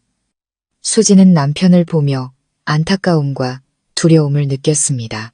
진실은 밝혀졌지만 각자의 마음속 상처는 칼날보다 깊었습니다. 그녀가 천천히 말했습니다. 여보, 어쩌면 이제부터가 진짜 시작일지도 몰라요. 아버님도 돌아가셨으니 모든 빚은 다 갚은 셈이에요. 민준이 고개를 들었습니다. 눈빛은 지쳐 있었지만 이전보다 차분해져 있었습니다. 하지만 어디서부터 다시 시작해야 할까? 내 몸에 흐르는 피조차 죄로 물들어 있는데 수지는 남편의 어깨에 손을 얹고 조용히 말했습니다. 누구도 태어날 곳을 선택할 순 없어요. 하지만 당신은 선하게 사는 법을 선택해서 이전 세대의 잘못을 갚아나갈 수 있어요. 그것만이 진정한 해방의 길이에요. 민주는 아내를 오랫동안 바라보다가 그녀를 품에 안았습니다. 밖에서는 비가 그쳤지만 그들의 마음속 폭풍은 이제 막 잦아들기 시작했습니다. 박노인의 장례식 날 밤 거센 바람이 불고 하늘을 가르는 번개가 쳤습니다. 낡은 집은 흔들리는 촛불로 가득했고 향연기와 곰팡이, 냄새가 뒤섞여 등골을 오싹하게 했습니다. 수지는 관 옆에 앉아 상복 소매를 꽉 쥐었고 민주는 조각상처럼 말이 없었습니다. 눈은 깊게 패어 아무 감정도 담고 있지 않았습니다. 조문객들은 꽤 많았지만 모두 혀를 차며 안타까워했습니다. 평생 자상하고 점잖았던 박노인이 이렇게 고독하게 떠날 줄 누가 알았을까. 친척 하나 없이 부부만이 밤새 빈소를 지켰습니다. 자정이 가까워져 조문객들이 모두 돌아가고 부부만 남았을 때 수진이 향을 새로 피워 꽂자마자 갑자기 강한 바람이 불어 촛불이 꺼졌습니다. 그녀는 소름이 돋아 누군가 등 뒤를 스쳐 지나간 것 같았습니다. 민준 씨, 바람 부는 거 느꼈어요? 그녀가 조용히 물었습니다. 응, 태풍이 오려나 봐. 걱정하지 마. 민준이 지친 목소리로 대답했습니다. 수지는 마음을 진정시키려 애썼지만 바로 그때 제사상 뒤에서 무언가 떨어지는 소리가 났습니다. 그녀는 급히 일어나 손전등을 들고 안으로 들어갔습니다. 바닥 제사상 모퉁이에 향재가 묻은 작은 쪽지가 떨어져 있었습니다. 그녀가 쪽지를 주워 열어보자 떨리는 글씨가 눈에 들어왔습니다. 만약 언젠가 내가 없어진다면 이 편지를 민준에게 전해주게. 미경의 사진 액자 뒤에 숨겨두는 건 진실이 묻힐까 두려워서일세. 죄를 안고 죽고 싶지는 않아. 사실을 말하겠네. 내가 미경을 우물로 민 게 아니야. 나는 그저 손을 쓴 사람을 목격했을 뿐일세. 수지는 입을 틀어막았습니다. 심장이 거세게 뛰었습니다. 그녀는 급히 민준에게 달려갔습니다. 여보, 이것 좀 봐요. 아버님이 어머님을 민 게 아니라고 하셨어요. 민준은 쪽지를 낚아채듯 받아들고는 그 자리에 얼어붙었습니다. 식은땀이 이마에 맺혔습니다. 말도 안 돼. 그날 밤에 다른 사람이 또 있었다는 거야? 수진이 마른 침을 삼키며 떨리는 목소리로 말했습니다. 어머님이 돌아가시던 해 집에 다른 사람이 또 살았나요? 민주는 잠시 생각에 잠겼습니다. 그날 아버지와 어머니 외에 가사도우미였던 은주, 아주머니가 있었어. 하지만 장례식이 끝나자마자 사라졌지. 아버지는 그냥 멀리 떠났다고만 하셨어. 그 말은 벼락처럼 들렸습니다. 수진이 목맨 소리로 남편을 보았습니다.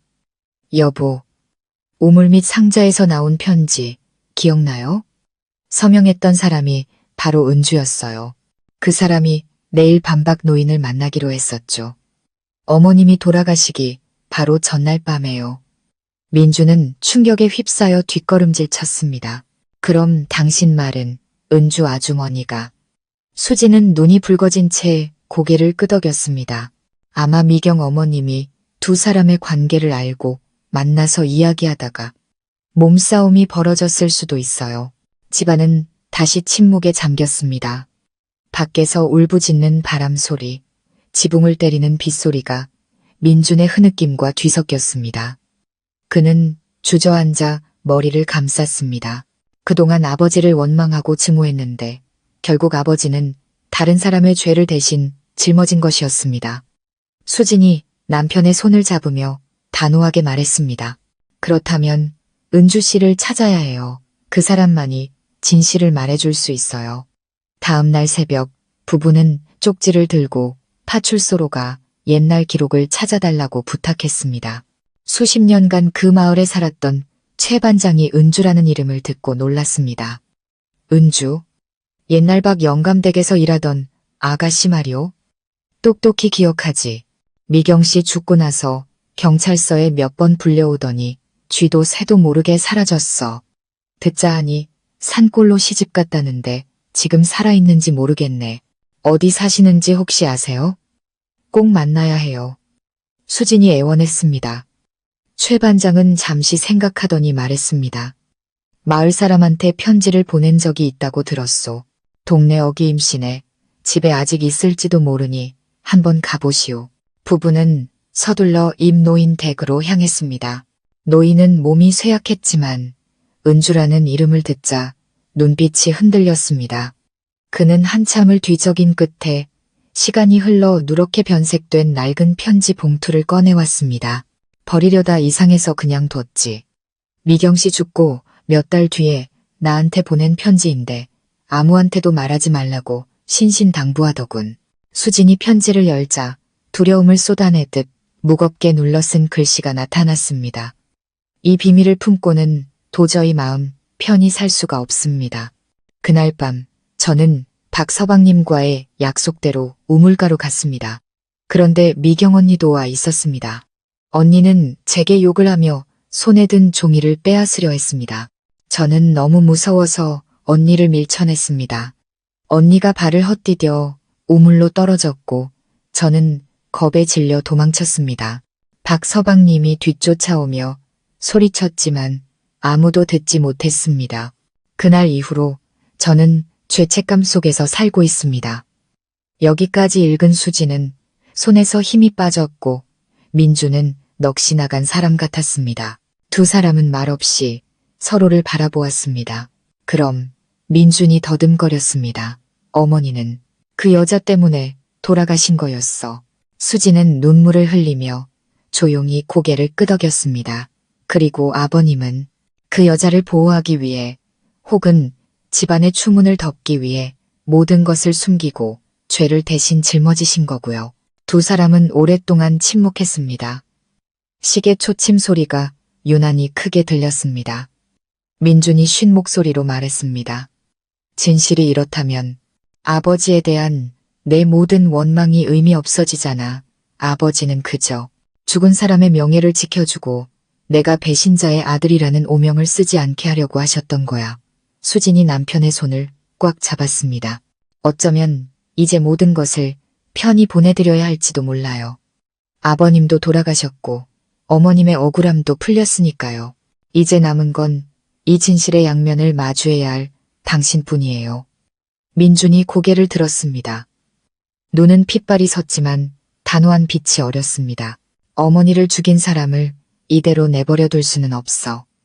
그 여자가 몇 년을 숨어 살았든 반드시 찾아낼 거야. 적어도 어머니가 편히 눈 감으실 수 있도록. 그날 오후 그들은 박노인의 유품을 정리했습니다. 장롱 안에서 수지는 자물쇠로 잠긴 작은 나무 상자를 하나 더 발견했습니다. 안에는 미경이 환하게 웃고 있는 사진과 푸른 잉크로 쓴 한 줄의 글씨가 있었습니다. 다음 생이 있다면 다시 시작하고 싶다. 미안하다는 말 한마디 할 수 있기를.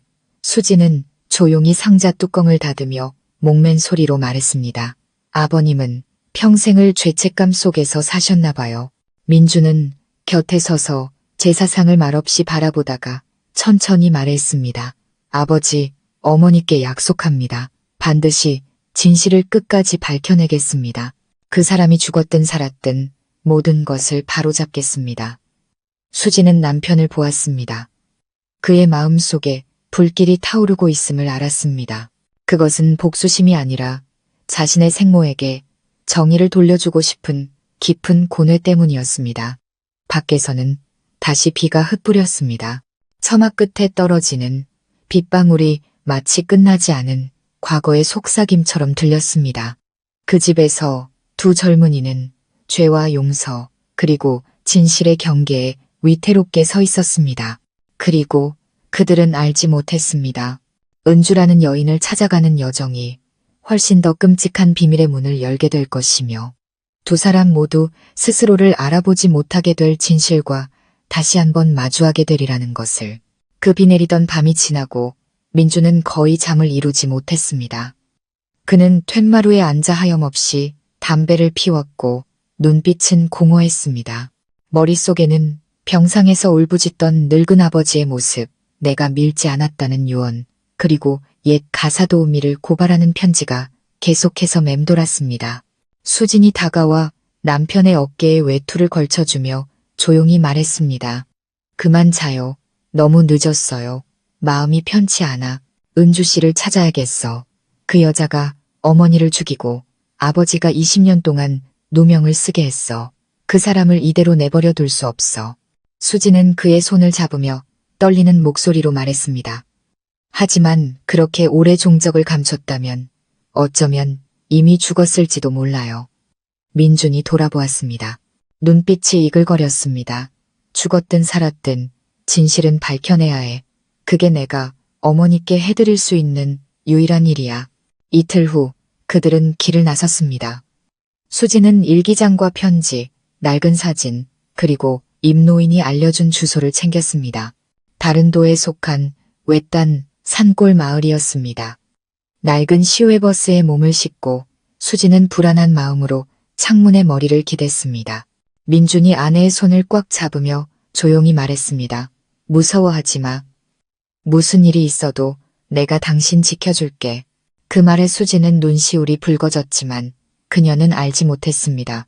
이 여정이 두 사람을 미경의 죽음보다 더 끔찍한 비밀과 마주하게 할 것이라는 사실을. 몇 시간을 달려 구불구불한 고갯길을 넘어 그들은 산속에 자리 잡은 작은 마을에 도착했습니다. 두 사람은 사방으로 수소문했지만 은주라는 이름을 듣고는 모두 고개를 저었습니다. 해가 저물 무렵 시장 앞에서 장사하던 한 할머니가 조용히 말했습니다. 마을 끝에 사는 은주, 할멈 말인가? 사람들이 선생댁이라고 부르지. 지금은 늙어서 혼자 살아. 젊었을 때 아랫역에서 살았다고 하더군. 두 사람은 심장이 뛰는 것을 느끼며 서로를 바라보았습니다. 민주는 서둘러 감사 인사를 하고 아내를 이끌었습니다. 은주 할머니의 집으로 가는 길은 외지고 으슥했습니다. 대나무 수발에 자리한 작은 집은 지붕에 푸른 이끼가 덮여 있었고 문은 굳게 닫혀 있었습니다. 민준이 몇 번 문을 두드리자 안에서 마른 기침 소리가 들리더니 쉰 목소리가 흘러나왔습니다. 누구시오? 저 민준이라고 합니다. 옛날 일 때문에 여쭤볼 게 있어서 찾아왔습니다. 문이 살짝 열리고 백발이 성성한 노파가 나타났습니다. 얼굴에는 주름이 가득했지만 눈빛만은 날카로웠습니다. 그녀는 민준을 보자 잠시 멈칫했고 수진을 보고는 온몸을 떨며 문틀을 꽉 잡았습니다. 당신은 누구요? 수진은 당황하며 말했습니다. 저는 수진이라고 합니다. 이 사람 아내예요. 은주 할머니는 뒷걸음질 쳤습니다. 얼굴은 새하얗게 질렸고 입술은 기절할 듯 파르르 떨렸습니다. 세상에, 말도 안 돼. 당신은 꼭 누구를 닮았다는 말씀이세요? 수진이 걱정스럽게 물었습니다. 은주 할머니는 대답하지 않고 비틀거리며 의자에 주저앉아 숨을 몰아쉬었습니다. 민준이 급히 그녀를 부축하며 다그쳤습니다. 은주 할머니, 저희는 모든 걸 알고 왔습니다. 저희 어머니가 사고로 돌아가신 게 아니라는 것도, 할머니가 어머니를 우물로 밀었다는 것도요. 은주 할머니는 울음을 터뜨리며 어깨를 들썩였습니다. 일부러 그런 게 아니었소. 하늘의 맹세코, 일부러 그런 게 아니었다고. 그 양반이 먼저 내게 달려들었고 난 그냥 본능적으로 밀쳤을 뿐이야. 하지만 할머니 때문에 제 아버지는 평생을 죄인으로 살아야 했습니다. 민준이 소리쳤습니다. 은주 할머니는 얼굴을 감싸고 눈물을 쏟았습니다. 알아, 다 알아. 하지만 박서방이 자수하지 못하게 했소. 내가 사실을 말하면 민준이 내가 모든 걸 잃고 살인자의 자식이라는 오명을 쓰게 될 거라고 했소. 제발 사라져 달라고 빌더군. 그래서 떠났지만 단 하루도 편히 잠든 날이 없었소. 수지는 그 자리에 얼어붙었습니다. 머릿속이 복잡하게 얽혔지만 은주 할머니의 얼굴을 보자 기이할 정도로 익숙한 느낌이 들었습니다. 마치 어디선가 만난 적 있는 것처럼 그녀가 조용히 물었습니다. 아버님이 민준 씨가 모든 걸 잃을 거라고 하셨다는데 왜 그렇게까지 민준 씨를 신경 쓰신 거죠? 은주 할머니가 젖은 눈으로 고개를 들었습니다. 눈빛은 고통으로 가득했습니다. 민준이는 내 핏줄이니까 공기가 멎는 듯 했습니다. 민준은 얼굴이 하얘진 채 뒷걸음질 쳤습니다. 지금 뭐라고 하셨어요? 그래, 너는 내 아들이다. 내가 널 낳았지만 단 한 번도 아들아 하고 불러보지 못했어. 그녀의 목소리는 울음에 잠겼습니다. 민주는 경악했습니다. 심장을 누가 쥐어짜는 것 같았습니다. 말을 하려 했지만 목이 바싹 말라 소리가 나오지 않았습니다. 옆에 서 있던 수지는 손을 피가 나도록 꽉 쥐었습니다. 그렇다면 그녀가 더듬거렸습니다. 민준 씨는 할머니의 친아들이라는 말씀이세요? 은주 할머니는 눈물을 뚝뚝 흘리며 고개를 끄덕였습니다. 내가 박서방과 철없는 실수를 저질러 너를 가졌다. 미경 언니는 그 사실을 알면서도 너를 자기 아들로 받아들였고 모두에게 자기 아들이라고 거짓말을 했지. 나는 그저 멀리서 널 지켜볼 수밖에 없었어. 민주는 의자에 주저앉았습니다. 눈빛은 텅 비어 있었습니다. 그가 속삭였습니다. 그럼 내 생모가 나를 키워준 어머니를 죽였다는 말인가? 그 질문에 수지는 할 말을 잃었습니다. 그녀는 떨고 있는 남편과 죄로 얼룩진 얼굴의 백발노파를 번갈아 보며 무엇이 옳고 그른지 판단할 수 없었습니다. 난 누구도 죽이고 싶지 않았어. 은주 할머니가 목맨 소리로 말했습니다. 나는 박서방을 사랑했지만 미경 언니도 가엾게 여겼소. 그날은 그저 시시비비를 가리고 싶었을 뿐인데 그 양반이 발을 헛디딜 줄이야. 평생을 지옥 속에서 살았소. 그녀는 바닥에 주저앉아 서럽게 울었고 민주는 넋나간 사람처럼 앉아 비 오듯 눈물을 쏟았습니다. 왜 모든 게 이 모양인 거야? 그가 소리쳤습니다. 생모, 양모, 친부. 누구 하나 죄 없는 사람이 없어. 수진이 남편을 꽉 껴안았지만 그는 아내를 밀치고 빗속으로 뛰쳐나갔습니다. 그녀가 목이 쉬도록 외치며 뒤따라갔습니다. 민준 씨, 멈춰요. 어디 가는 거예요? 그가 돌아보았습니다. 얼굴은 빗물과 눈물로 범벅이 되어 있었습니다. 내가 누군지 모르겠어. 수진아, 나는 죄로 태어나 거짓 속에서 자랐어. 이제 어떻게 살아야 하는 거야? 수진이 달려가 그를 힘껏 껴안으며 울부짖었습니다. 당신은 여전히 민준 씨예요. 효심 깊은 아들이고 내 남편이에요. 과거가 어떻든 자신을 탓하면 안 돼요. 그가 그녀의 어깨를 꽉 쥐며 목맨 소리로 말했습니다. 당신은 몰라. 나를 키워준 어머니가 나를 낳아준 어머니 손에 죽었다고 생각할 때마다 살아있는 것 자체가 죄처럼 느껴진단 말이야. 비는 더욱 거세졌고 두 사람은 진흙탕 길 위에 무릎 꿇고 있었습니다. 천둥 소리가 산을 울렸습니다. 집 안에서 은주 할머니는 멍한 눈으로 밖을 내다보며 누군가에게 말하듯 속삭였습니다. 영감, 나는 평생 당신과의 비밀을 지켰지만 결국 우리 모두 대가를 치르게 되었구려. 다음 날 아침 민주는 일찍 마을을 떠나기로 결정했습니다. 떠나기 전 은주 할머니가 그의 손에 작은 봉투를 쥐어주었습니다.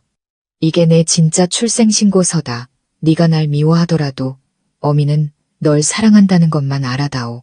민주는 받지 않고 고개를 저으며 조용히 말했습니다. 지금은 할머니를 어머니라 부를 수 없습니다. 하지만 마음이 진정되면 용서하러 다시 오겠습니다. 그는 수진의 손을 잡고 돌아섰습니다. 은주 할머니는 멀어지는 두 사람의 뒷모습을 보며 눈물을 흘렸습니다. 그들의 모습은 산의 흰 안개 속으로 사라졌습니다. 수진은 뒤를 돌아보며 기묘한 감정에 휩싸였습니다. 연민과 공포가 뒤섞인 감정이었습니다. 그녀는 알지 못했습니다. 민준이 거절한 그 봉투 안에 자신의 생모 이름이 적힌 또 다른 종이가 들어있다는 것을, 그리고 그 이름 또한 은주라는 것을. 두 개의 핏줄, 한 여인의 몸에서 태어난 두 아이. 운명은 잔인했고 민준과 수진은 서로 다른 아버지를 둔 이분한매였습니다. 비에 젖은 산길을 따라 민준과 수진을 태운 버스가 느리게 마을을 빠져나갔습니다. 두 사람은 아무 말도 하지 않았습니다. 희미한 엔진 소리와 바람 소리만이 정적을 채웠고 각자 다른 고통 속에서 허우적거렸습니다. 민주는 창문에 머리를 기댄 채 텅 빈 눈으로 밖을 보았습니다. 백발이 성성한 노파, 은주의 떨리는 고백이 머릿속을 떠나지 않았습니다. 너는 내 핏줄이다. 그 말은 심장에 새겨진 낙인처럼 그를 숨막히게 했습니다. 옆자리에서 수진은 옷자락을 꽉 쥔 채 마음을 졸였습니다. 은주의 집을 떠난 순간부터 그녀의 희미한 목소리가 귓가에 맴돌았습니다. 민준이를 다시 만나거든 이 어미를 용서해다오. 그녀는 은주가 왜 그토록 이상한 눈빛으로 자신을 쳐다봤는지 이해할 수 없었습니다. 연민과 공포가 뒤섞인 눈빛이었습니다. 버스가 휴게소에 멈추자 수지는 물을 찾으려 가방을 열었습니다. 가방을 뒤지던 중 그녀는 은주가 민준이 보지 않는 틈을 타 그의 가방에 몰래 넣어둔 봉투를 발견했습니다. 진흙이 묻은 낡은 노란 봉투였지만 두 아이, 민준과 수진에게라고 쓰인 글씨는 선명했습니다. 그녀는 떨리는 손으로 봉투를 열었습니다. 안에는 낡은 출생신고서와 또 다른 편지가 들어있었습니다. 첫 줄을 읽는 순간 수진은 그 자리에 얼어붙었고 얼굴이 새하얗게 질렸습니다. 수진아, 이 편지를 읽게 된다면 부디 이 어미를 용서해다오. 너는 내 딸이다.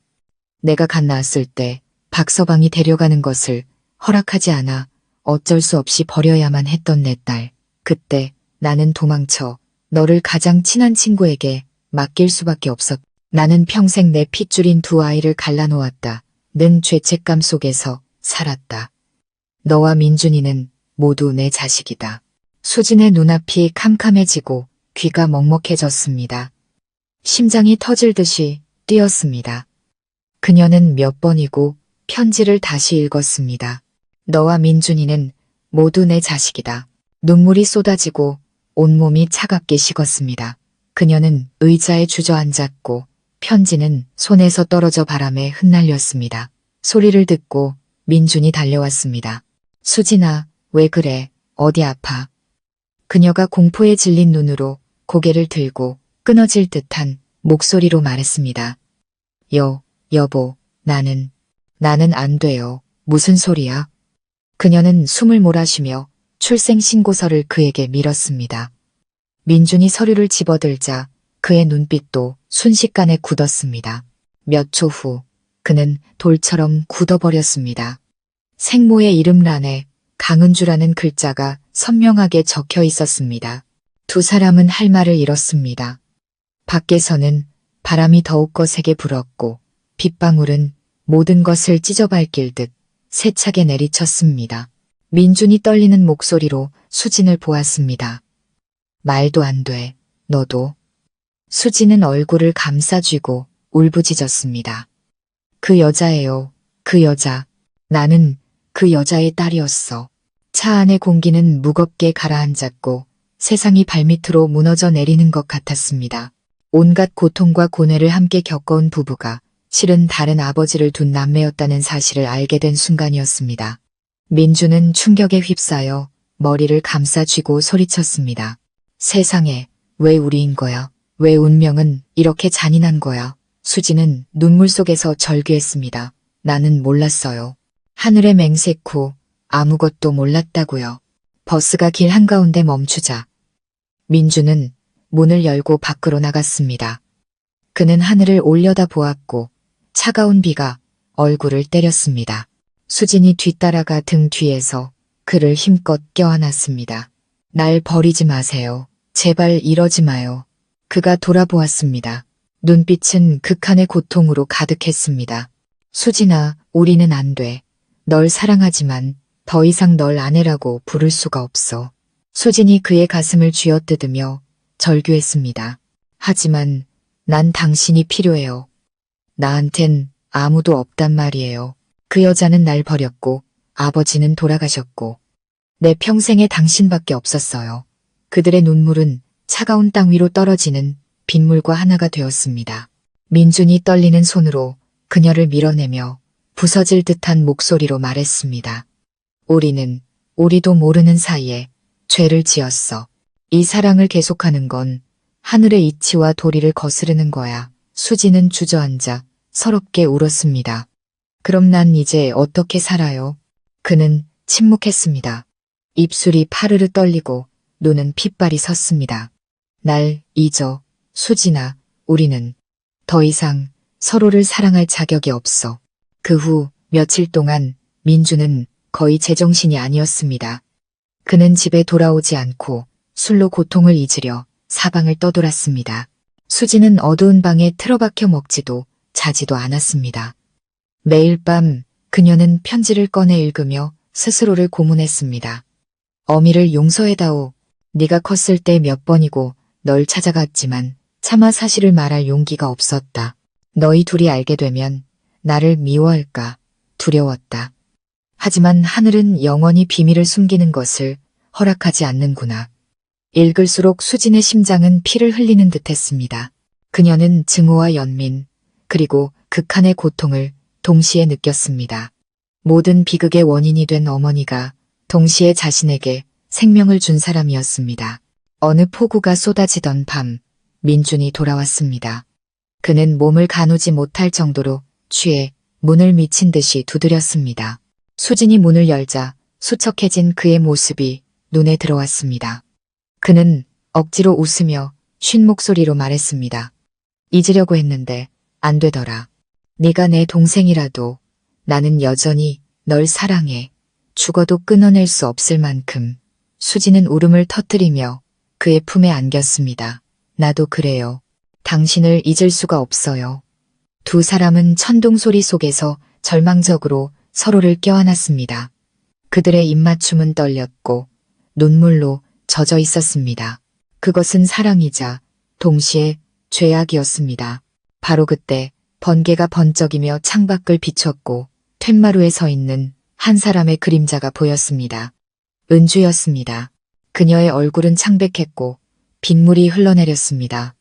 그녀가 안으로 들어와 떨리는 목소리로 말했습니다. 그만하거라, 제발. 그만해다오. 어미가 빈다. 민준과 수지는 경악하며 서로에게서 떨어졌습니다. 은주는 마룻바닥에 무릎을 꿇고 울면서 머리를 찧었습니다. 내 잘못이다. 모든 게 다 내 잘못이야. 내 이기심만 아니었다면 너희가 이 지경이 되지는 않았을 텐데. 수진이 울부짖었습니다. 왜 숨기셨어요? 왜 더 일찍 말하지 않으셨냐고요? 무서웠다. 그녀가 목소리가 갈라지도록 소리쳤습니다. 너희를 잃을까봐 경멸하는 눈빛을 볼까봐 무서웠다. 하지만 내 죄가 결국 내 자식들에게 이런 대가를 치르게 할 줄은 몰랐어. 민주는 굳어진 채 떨리는 목소리로 물었습니다. 그럼 이제 저희는 어떻게 해야 합니까? 그녀가 미친 사람 같은 눈으로 고개를 들었습니다. 이 어미가 너희를 대신해서 가는 수밖에 없다. 그 말을 마친 그녀는 빗속으로 뛰쳐나가 낡은 우물 쪽으로 달려갔습니다. 민준과 수지는 겁에 질려 목이 쉬도록 외치며 뒤따라갔습니다. 어머니, 안 돼요. 하지만 이미 늦었습니다. 은주의 모습이 우물 가장자리에 위태롭게 서 있었습니다. 바람에 옷자락이 나부끼고 머리카락이 흩날렸습니다. 그녀가 돌아보았습니다. 눈빛은 슬픔으로 가득했습니다. 어미를 용서하고 남남처럼 살아가다오. 이 죄가 더 이상 이어지지 않게. 그리고 그녀는 아래로 몸을 던졌습니다. 첨벙하는 소리가 밤의 정적을 갈랐습니다. 수지는 비명을 지르며 울부짖었고 민주는 무릎 꿇고 주저앉아 피가 나도록 우물 가장자리를 내리쳤습니다. 두 사람은 쏟아지는 비를 맞으며 사랑과 진실 그리고 죄악이 하나로 뒤엉켜 경계가 사라진 그곳에서 서로를 부둥켜 안을 수밖에 없었습니다. 우물 안에서 물이 소용돌이치는 소리가 지옥의 절규처럼 울려 퍼졌습니다. 수지는 그 자리에 얼어붙어 하얗게 거품이 이는 수면에서 눈을 떼지 못했습니다. 민주는 무릎 꿇고 주저앉아 쉰 목소리로 외쳤습니다. 어머니, 어머니, 저희를 버리지 마세요. 그는 우물 안으로 손을 뻗었지만 검은 물은 이미 죄 많은 여인의 모습을 삼켜버린 후였습니다. 수진이 등 뒤에서 그를 껴안으며 울부짖었습니다. 민준 씨, 안 돼요. 그러다 떨어져요. 민주는 목이 메어 소리쳤습니다. 어머니가 돌아가셨어.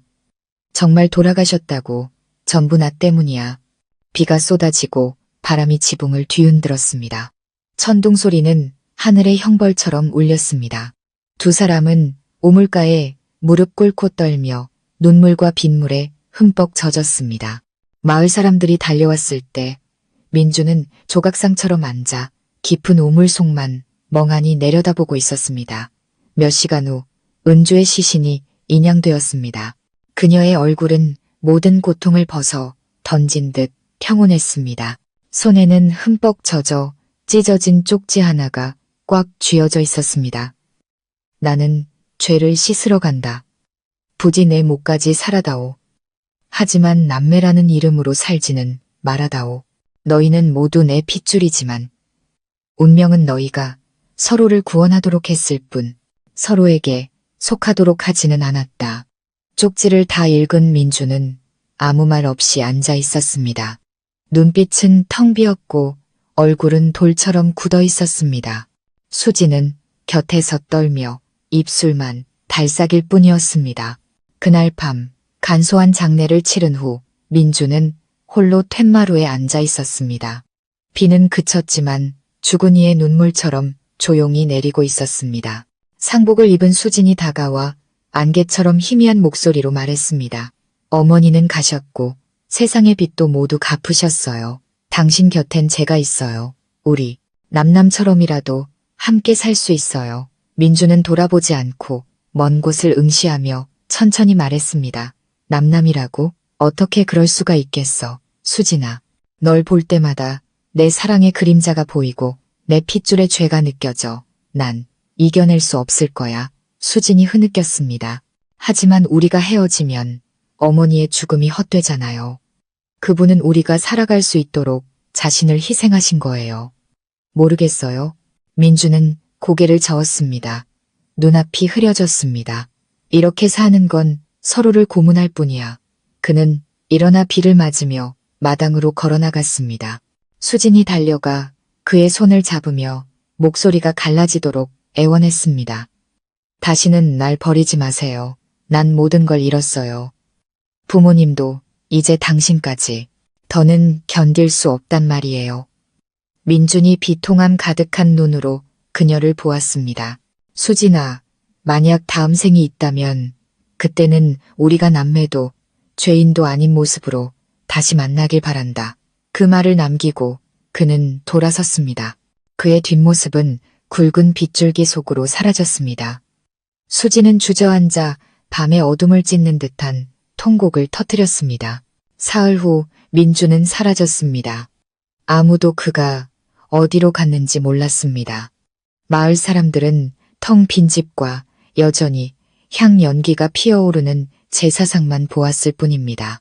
수지는 홀로 남았습니다.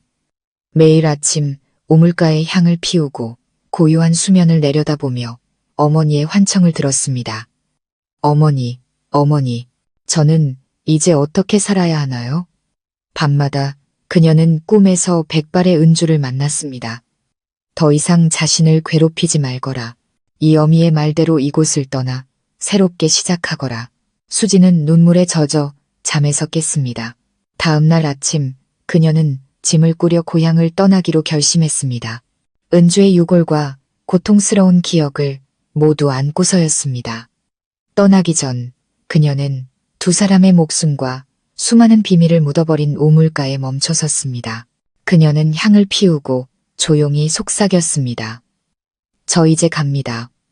언젠가 민준 씨가 돌아오거든 부디 그를 평온한 곳으로 인도해 주세요. 그리고 그녀는 뒤도 돌아보지 않고 떠났습니다. 몇 달 후 바닷가 어느 작은 마을에서 수지는 작은 식당을 열었습니다. 매일 그녀는 가벼운 미소로 손님을 맞았지만 눈 깊은 곳에는 깊은 슬픔이 서려 있었습니다. 밤이 되면 홀로 창가에 앉아 과거를 상기시키는 파도 소리를 들었습니다. 비가 쏟아질 듯한 어느 날 오후 낯선 남자가 식당으로 들어왔습니다. 그는 깡마르고 수염이 덥수룩했으며 눈빛은 깊었습니다. 수진이 돌아보다가 그 자리에 얼어붙었습니다.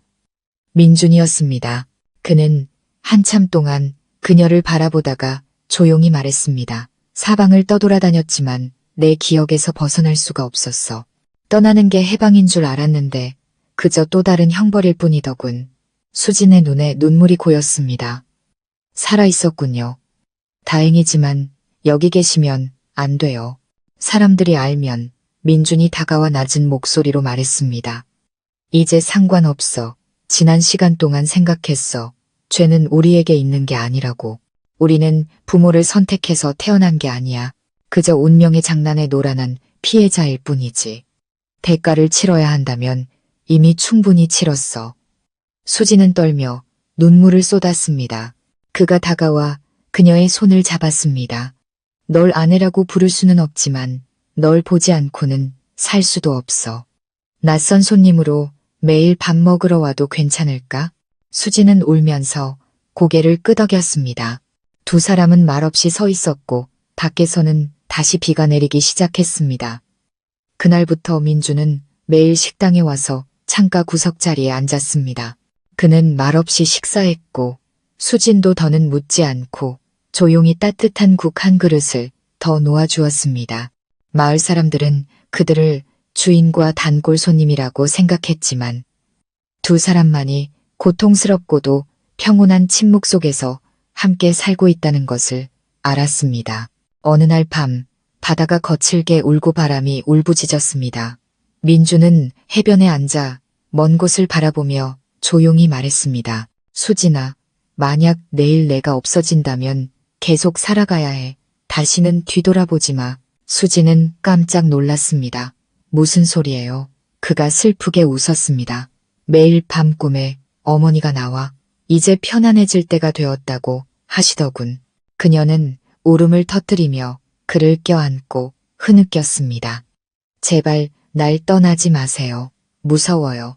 하지만 민주는 그녀의 머리를 쓰다듬으며 속삭일 뿐이었습니다.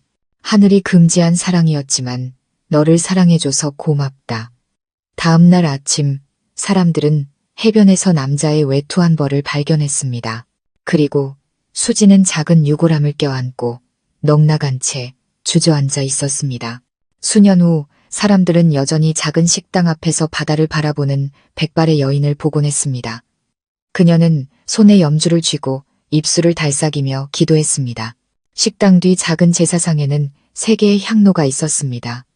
하나는 미경을, 하나는 은주를, 그리고 하나는 민준을 위한 것이었습니다. 사람들이 왜 한 집에 세 사람을 모시냐고 물으면 그녀는 그저 쉰 목소리로 웃으며 말했습니다. 모두 제가 사랑했던 사람들이고 모두 저 때문에 떠나갔습니다. 밖에서는 여전히 파도가 치고 바람 소리는 길 잃은 영혼들을 위한 진혼곡처럼 울렸습니다. 수지는 바다를 보며 눈물을 흘리면서도 미소 지었습니다. 다음 생이 있다면 부디 우리가 핏줄이 아닌 서로 사랑하는 것이 허락된 남남으로 만나기를. 그해 수지는 50살이 넘었습니다. 검었던 머리는 희끗희끗해졌고 바닷바람에 피부는 거칠어졌습니다. 작은 식당은 여전히 모래밭 옆에 있었고 안현식당이라는 낡은 나무 간판은 색이 바랬지만 사람들은 여전히 그곳을 고독한 수진 할머니네라고 불렀습니다. 20년 동안 수지는 홀로 살았습니다. 남편도 자식도 없이 매일 아침 밥을 짓고 저녁이면 제사상의 새 향로에 향을 피웠습니다. 마을 사람들은 그녀를 가엾게 여겼지만 누구도 감히 지난 일을 묻지 못했습니다. 그들은 수진 할머니의 눈이 아름답지만 너무 슬퍼서 오래 쳐다볼 수 없다고들 했습니다. 그날은 바다가 거칠었고 파도가 세차게 몰아쳤습니다. 수지는 식당 문을 닫으며 중얼거렸습니다. 또 태풍이 오려나 보네. 민준 씨, 이런 바다 기억나요? 혼잣말은 이미 습관이 되어 있었습니다. 그런데 집으로 들어서자 누군가 문을 조심스럽게 두드렸습니다. 비에 흠뻑 젖은 낯선 남자가 서 있었습니다. 수진 할머니, 맞으시죠? 네, 그런데요. 남자는 조심스럽게 가방을 열어 누렇게 변색된 봉투를 꺼냈습니다. 저는 해양구조대원입니다. 최근 낡은 창고를 정리하다가 쇠 상자 하나를 발견했습니다. 안에 김민준, 최수진 이름이 적힌 서류가 있더군요. 주소를 보니 할머니 댁인 것 같아서요. 수지는 그 자리에 얼어붙었습니다. 20년 동안 누구도 부르지 않았던 이름이었습니다. 제가 봐도 될까요? 남자는 고개를 끄덕이고 봉투를 내려놓은 뒤 인사하고 떠났습니다. 그가 떠나자 수지는 떨리는 손으로 봉투를 열었습니다. 안에는 낡은 카세트 테이프 한 개와 찢어질 듯한 작은 편지가 있었습니다. 글씨는 휘갈겼었지만 미치도록 익숙했습니다. 민준의 필체였습니다. 수진아, 네가 이 편지를 읽는다면 나는 정말로 멀리 떠난 거겠지. 도망치기 위해 죽은 게 아니라 해방되고 싶어서 떠난 거야. 하지만 가기 전에 반드시 말해야 할 진실이 있어. 어머니 은주께서도 차마 우리에게 말하지 못했던 진실 말이야. 수지는 숨을 참았습니다. 심장이 요동쳤습니다. 어머니 은주가 마을에서 널 찾아갔을 때 그분은 거짓말을 하셨어. 너는 그분의 친딸이 아니야. 너를 낳아주신 분은 바로 미경 어머니셔. 그리고 나는 은주 어머니의 아들이고 두 분은 우리가 어렸을 때 집안의 명예를 지키기 위해 우리를 바꿔치기 하셨던 거야. 미경 어머니는 임신하셨지만 몸이 약해 아이를 낳지 못할 상황이었고 은주 어머니는 나를 가졌지만 버림받을까 두려워하셨지. 그래서 두 분은 아이를 바꿔 평생 그 거짓 속에서 사셨던 거야. 편지가 수진의 손에서 떨어졌습니다. 그녀는 충격에 휩싸여 온몸이 차갑게 식었습니다. 말도 안 돼. 말도 안 돼. 그녀는 떨면서 편지를 다시 주워 읽었습니다. 눈물이 쏟아졌습니다. 내가 떠나던 날 밤 은주 어머니가 나를 찾아와 모든 것을 고백하셨어. 우리는 근친상간의 죄를 짓지 않았다고 혈연관계가 아니라고 하셨지. 하지만 그때 나는 돌아설 용기가 없었어. 너무 지쳤었거든.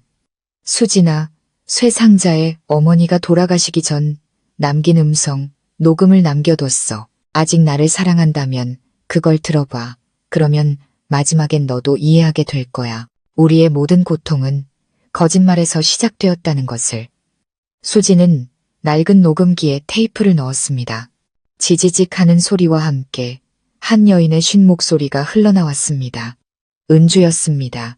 수진아, 어미는 이제 살 날이 얼마 남지 않았다. 너희가 평생 죄책감 속에 살까? 두려워. 진실을 말해야겠다. 너는 미경의 딸이지. 내 딸이 아니다. 그때 미경은 임신했지만 몸이 너무 약해 죽을까봐 두려워했지. 그리고 나는 다른 남자의 아이를 가졌었다. 박서방의 아이가 아니었어. 그래서 우리는 아이를 바꿨다. 나는 민준이를, 미경은 너를 키웠지. 이 비밀은 우리 둘만 알기로 맹세했다. 하지만 운명은 잔인하게도 미경의 딸인 네가 내 아들을 사랑하게 만들었지. 너희는 아무 죄가 없다. 모든 것은 우리 어른들의 잘못이다. 테이프는 끊기고 지지직 하는 소리만 길게 이어졌습니다. 수지는 주저앉아 얼굴을 감쌌습니다. 눈물이 비 오듯 쏟아졌고 입술이 파르르 떨렸습니다. 세상에, 우리가 남매가 아니었다니. 그녀는 서럽게 울음을 터뜨렸습니다. 심장이 갈갈이 찢기는 듯 했습니다. 20년간의 고문, 스스로를 향한 형벌, 사랑하는 사람과의 생이별, 그 모든 것이 단 하나의 거짓말 때문이었습니다. 그날 밤새 수지는 잠들지 못하고 테이프를 몇 번이고 다시 들었습니다. 들을 때마다 목이 메었습니다. 아침이 되자 그녀는 조용히 바다로 나갔습니다. 파도는 잔잔했고 하늘은 맑았습니다. 수평선 위로 떠오르는 아침 해가 아름다웠습니다. 그녀는 모래사장에 앉아 마치 저 바다 건너편에 있는 누군가에게 말하듯 희미하게 미소 지었습니다. 민준 씨, 보여요? 결국 하늘도 우리를 가엾게 여겼나 봐요. 하지만 너무 늦었네요. 짠내, 섞인 바람이 불어왔습니다. 수지는 상자를 열어 젊은 시절 두 사람이 함께 찍은 낡은 사진을 꺼냈습니다. 사진 속에서 민주는 환하게 웃고 있었고 수지는 그의 곁에 수줍게 기대서 있었습니다. 그녀는 그의 얼굴을 부드럽게 쓰다듬었습니다. 눈물이 사진 위로 이슬처럼 떨어졌습니다. 다음 생이 있다면 다시는 당신 손을 놓지 않을 거예요. 그리고 그녀는 사진과 테이프를 작은 주머니에 함께 넣어 바다를 향해 멀리 던졌습니다. 그날 오후 태풍이 몰아쳤을 때 마을 사람들은 수진을 찾을 수 없었습니다. 식당 문은 활짝 열려 있었고 책상 위에는 휘갈겨 쓴 쪽지 한 장만 남아 있었습니다. 평생의 고독으로 충분합니다. 진실을 알려준 바다에게 감사합니다. 이제 제가 사랑하는 사람을 만나러 갑니다. 저를 위해 울지 마세요. 옆에는 타다 남은 3개의 향로가 있었습니다. 연기는 마치 누군가의 팔이 그녀를 감싸한 듯 둥글게 피어올랐습니다. 밖에서는 비가 세차게 쏟아졌습니다.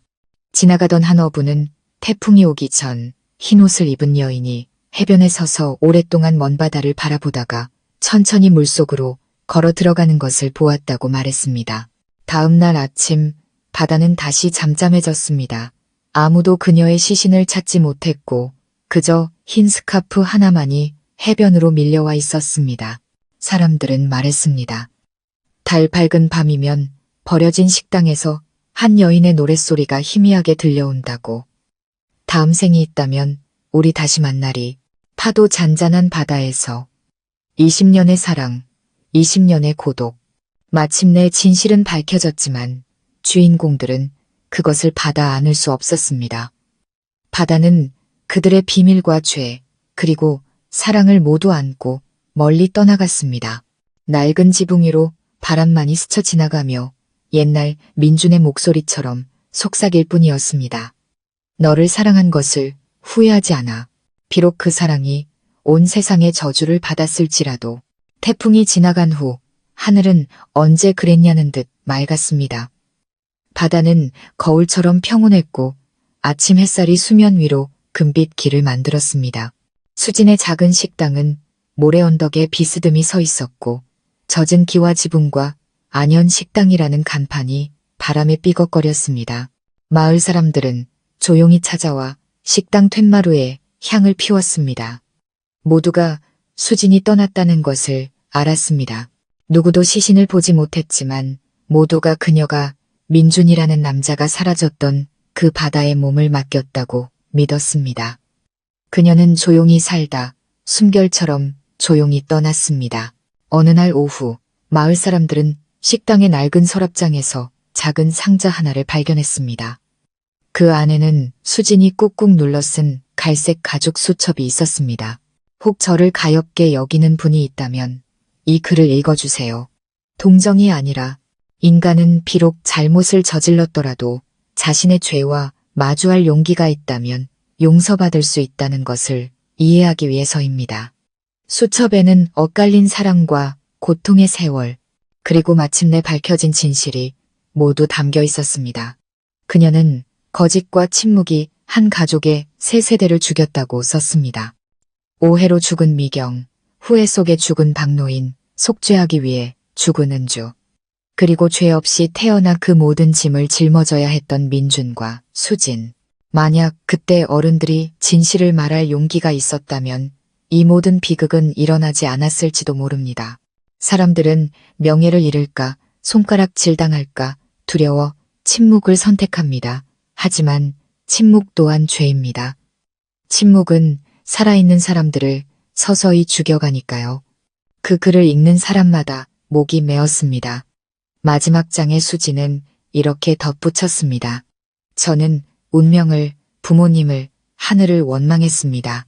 하지만 삶의 끝에서 깨달았습니다. 원망은 고통을 사라지게 하지 못합니다. 오직 용서만이 마음을 평온하게 합니다. 저는 모두를 용서합니다. 은주 어머니를, 박노인을, 민준 씨를, 그리고 제 자신을. 그들이 없었다면 저는 평온이라는 두 글자의 가치를 결코 알지 못했을 테니까요.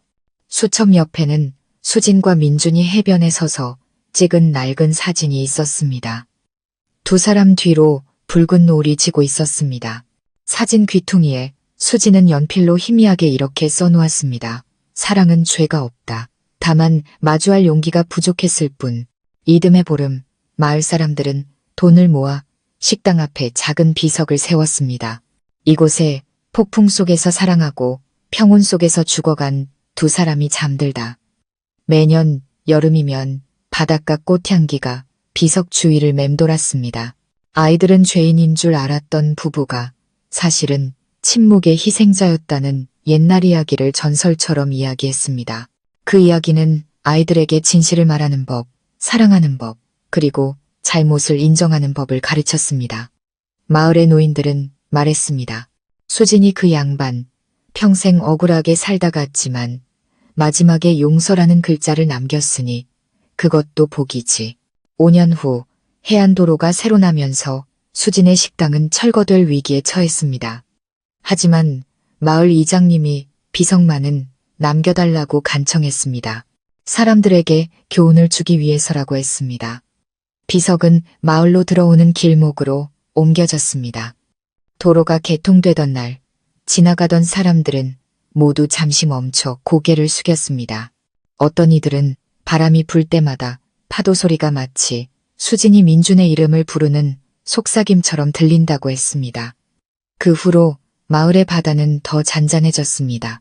그해 말 마을 학교 선생님이 떠난 이에게서 배운 것이라는 주제로 글짓기를 시켰습니다. 한 고아 아이가 이렇게 썼습니다.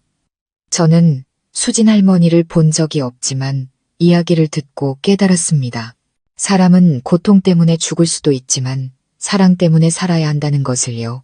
사랑할 줄 안다면 우리는 결코 다른 사람에게 상처를 주지 않을 겁니다.